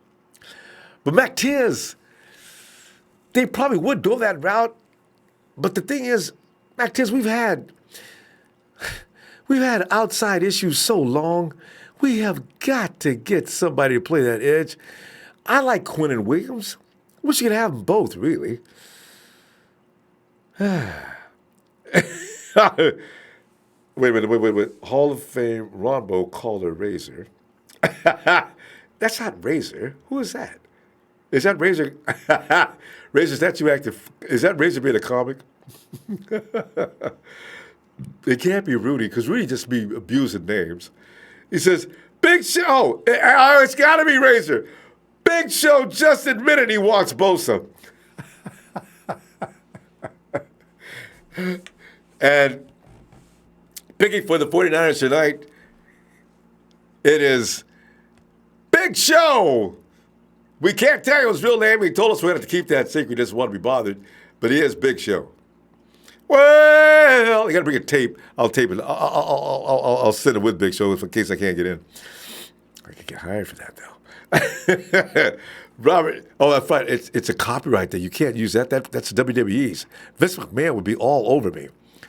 Well, it's a big show. Hey, Robert Galvin says, sup, out of Texas. Robert, what's up? Niner for life. We go down to, we already did that one. Hey, Mac Tiz got that up there. Is that the same one? Mac Tiz got the tape. This is another. Mac Tiz also making comparisons between Chauncey Gardner-Johnson as well. He's a better Jimmy Ward, and he tackles really well. That should be our round 2 pick. Mac Tiz, man, you be doing your homework, huh? Yeah. I assume the 49ers are gonna have to at least look at a safety, right?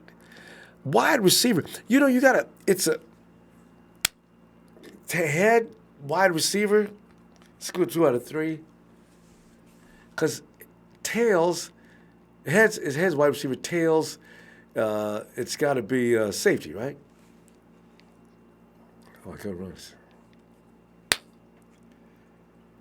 So I don't know, man. It looks like it's tails.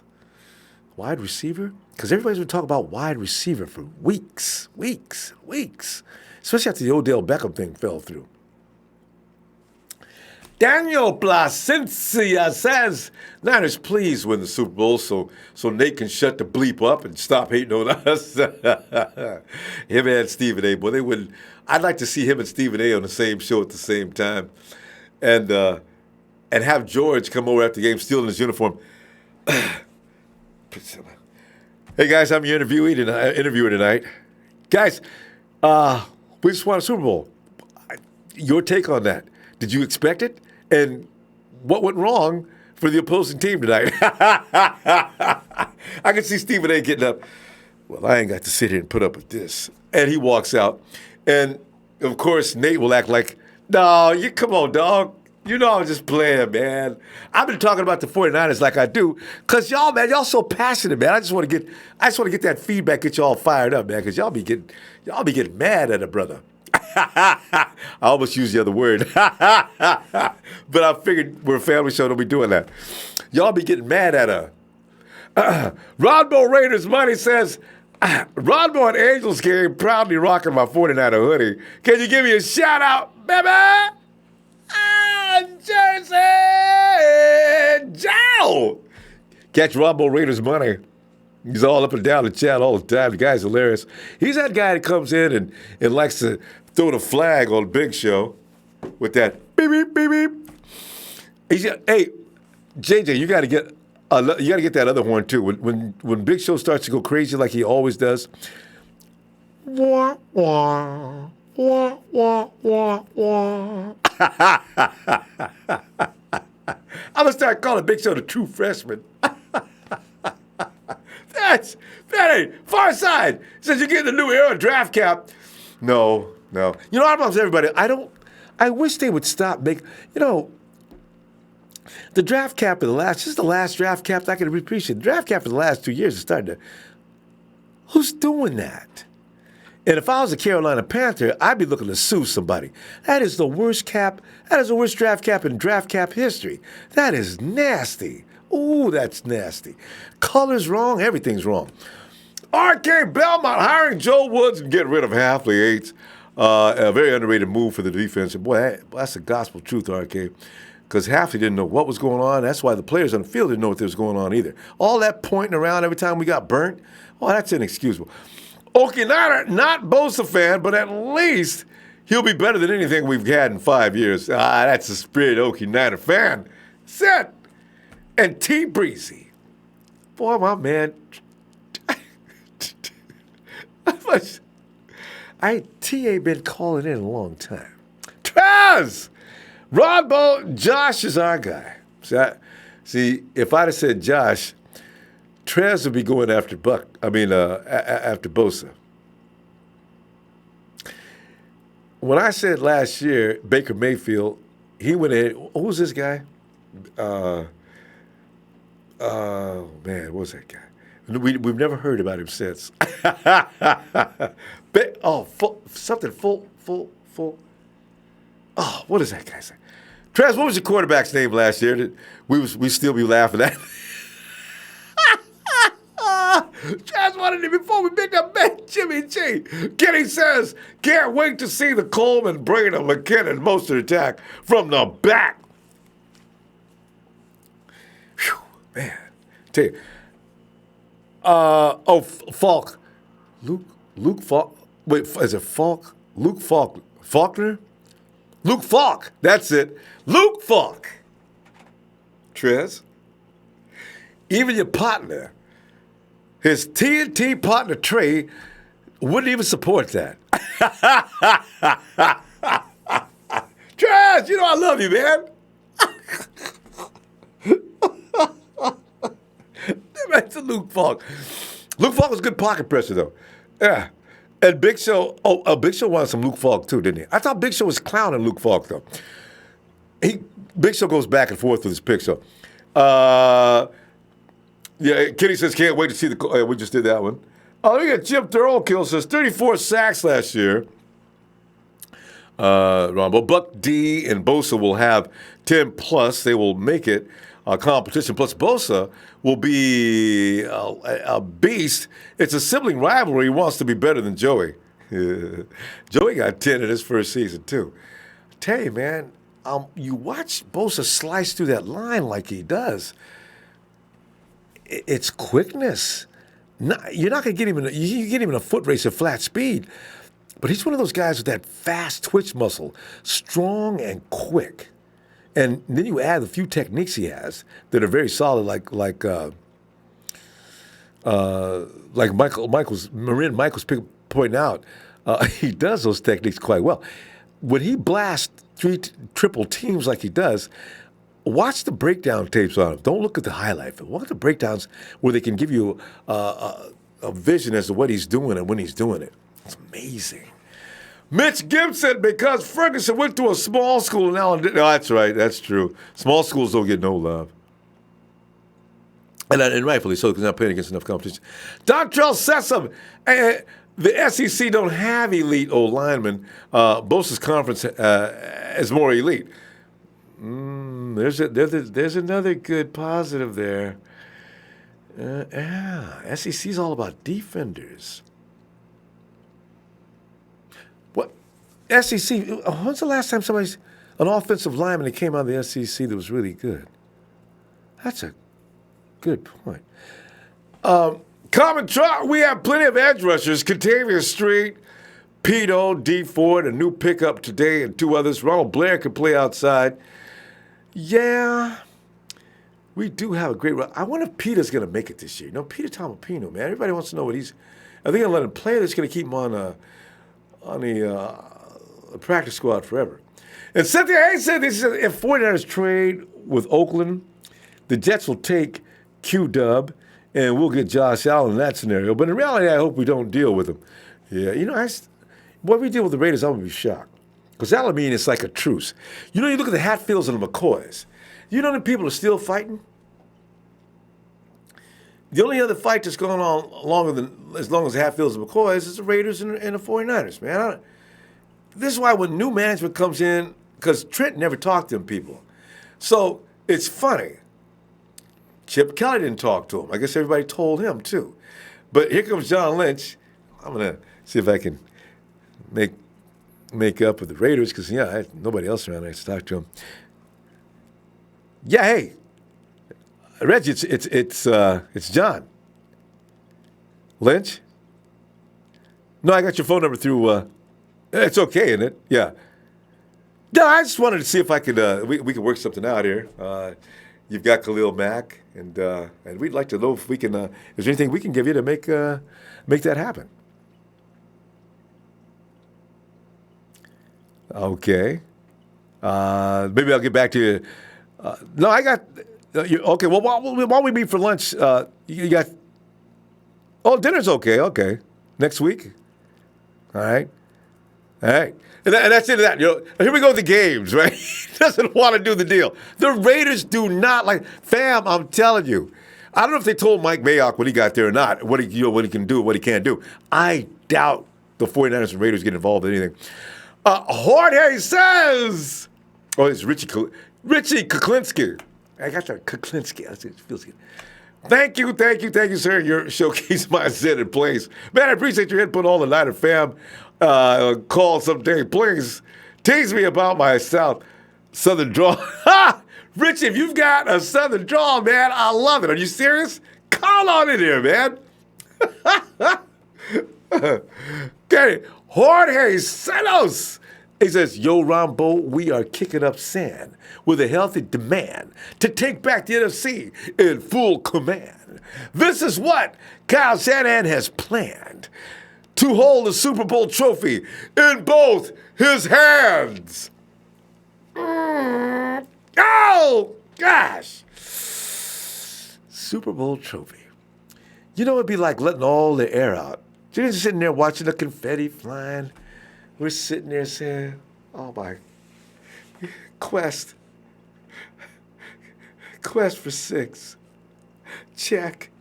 Oh, now we got to go for 7 to be the best of all time. We're 6. What am I talking about? We're 6-1. We are the best of all time. Everybody else has got a series of losses. Not us. We got one lousy loss. We are the greatest franchise since the Super Bowl era. 49ers of San Francisco.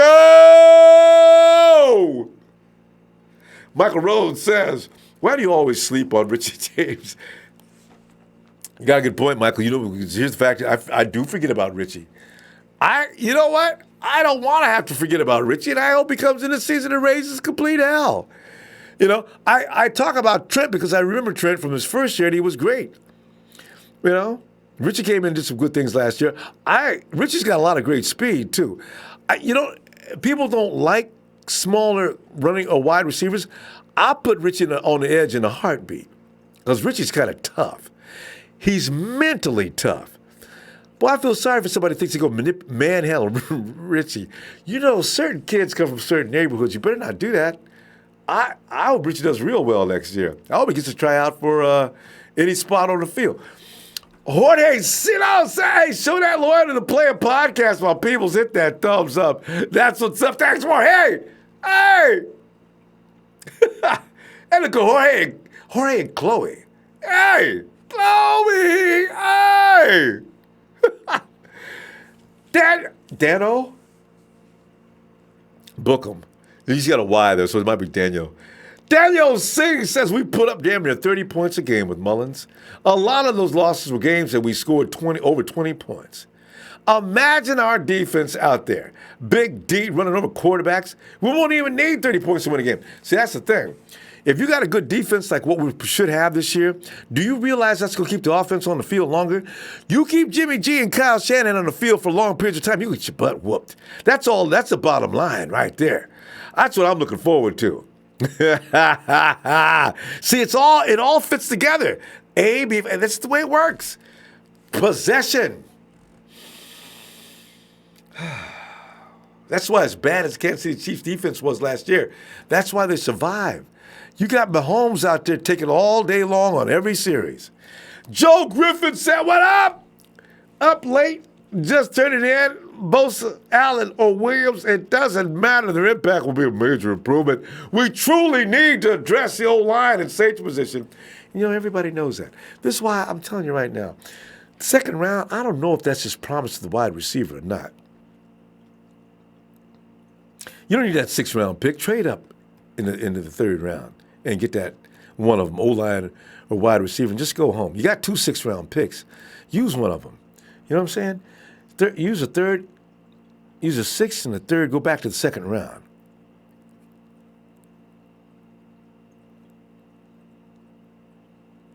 And give them a pick for next year. Especially if somebody we want, you can see right there and you can get him, you know? And Big Show comes in and pours water on the smoking. A lot of those games with Mullins were against poor defenses. Okay. We beat the Raiders. That was a poor defense. We beat, I don't know, do you consider the Broncos, was that a poor defense? They weren't that great, but I don't know if they were poor, show. Who else did we beat? Jimmy won 1 game, so Nick won 3. Who was his 3rd victory against? So Nick beat the Broncos, the Raiders. Who else? Somebody help me out in the chat. Nick beat 3 teams. Do they have a bad defense? Because, CJ didn't win any games. Anyway, I don't know. I don't know if the Broncos had such a poor defense. Show. You remember Nick Mullins? Now, here's the thing about Nick Mullins. Nick Mullins had he made a couple of rookie errors. I don't see Nick Mullins not knowing when to run out of bounds or anything anymore. Oh, the Hawks! Oh, show! Flag on you, show! The Hawks got a defense and you know it! He beat 2 out of 3 good defenses. Hush! Nicky! Boy, I got your back, boy! Big Show trying to say you didn't beat nobody. Heck, he didn't. That was a playoff team. Nick. Pow.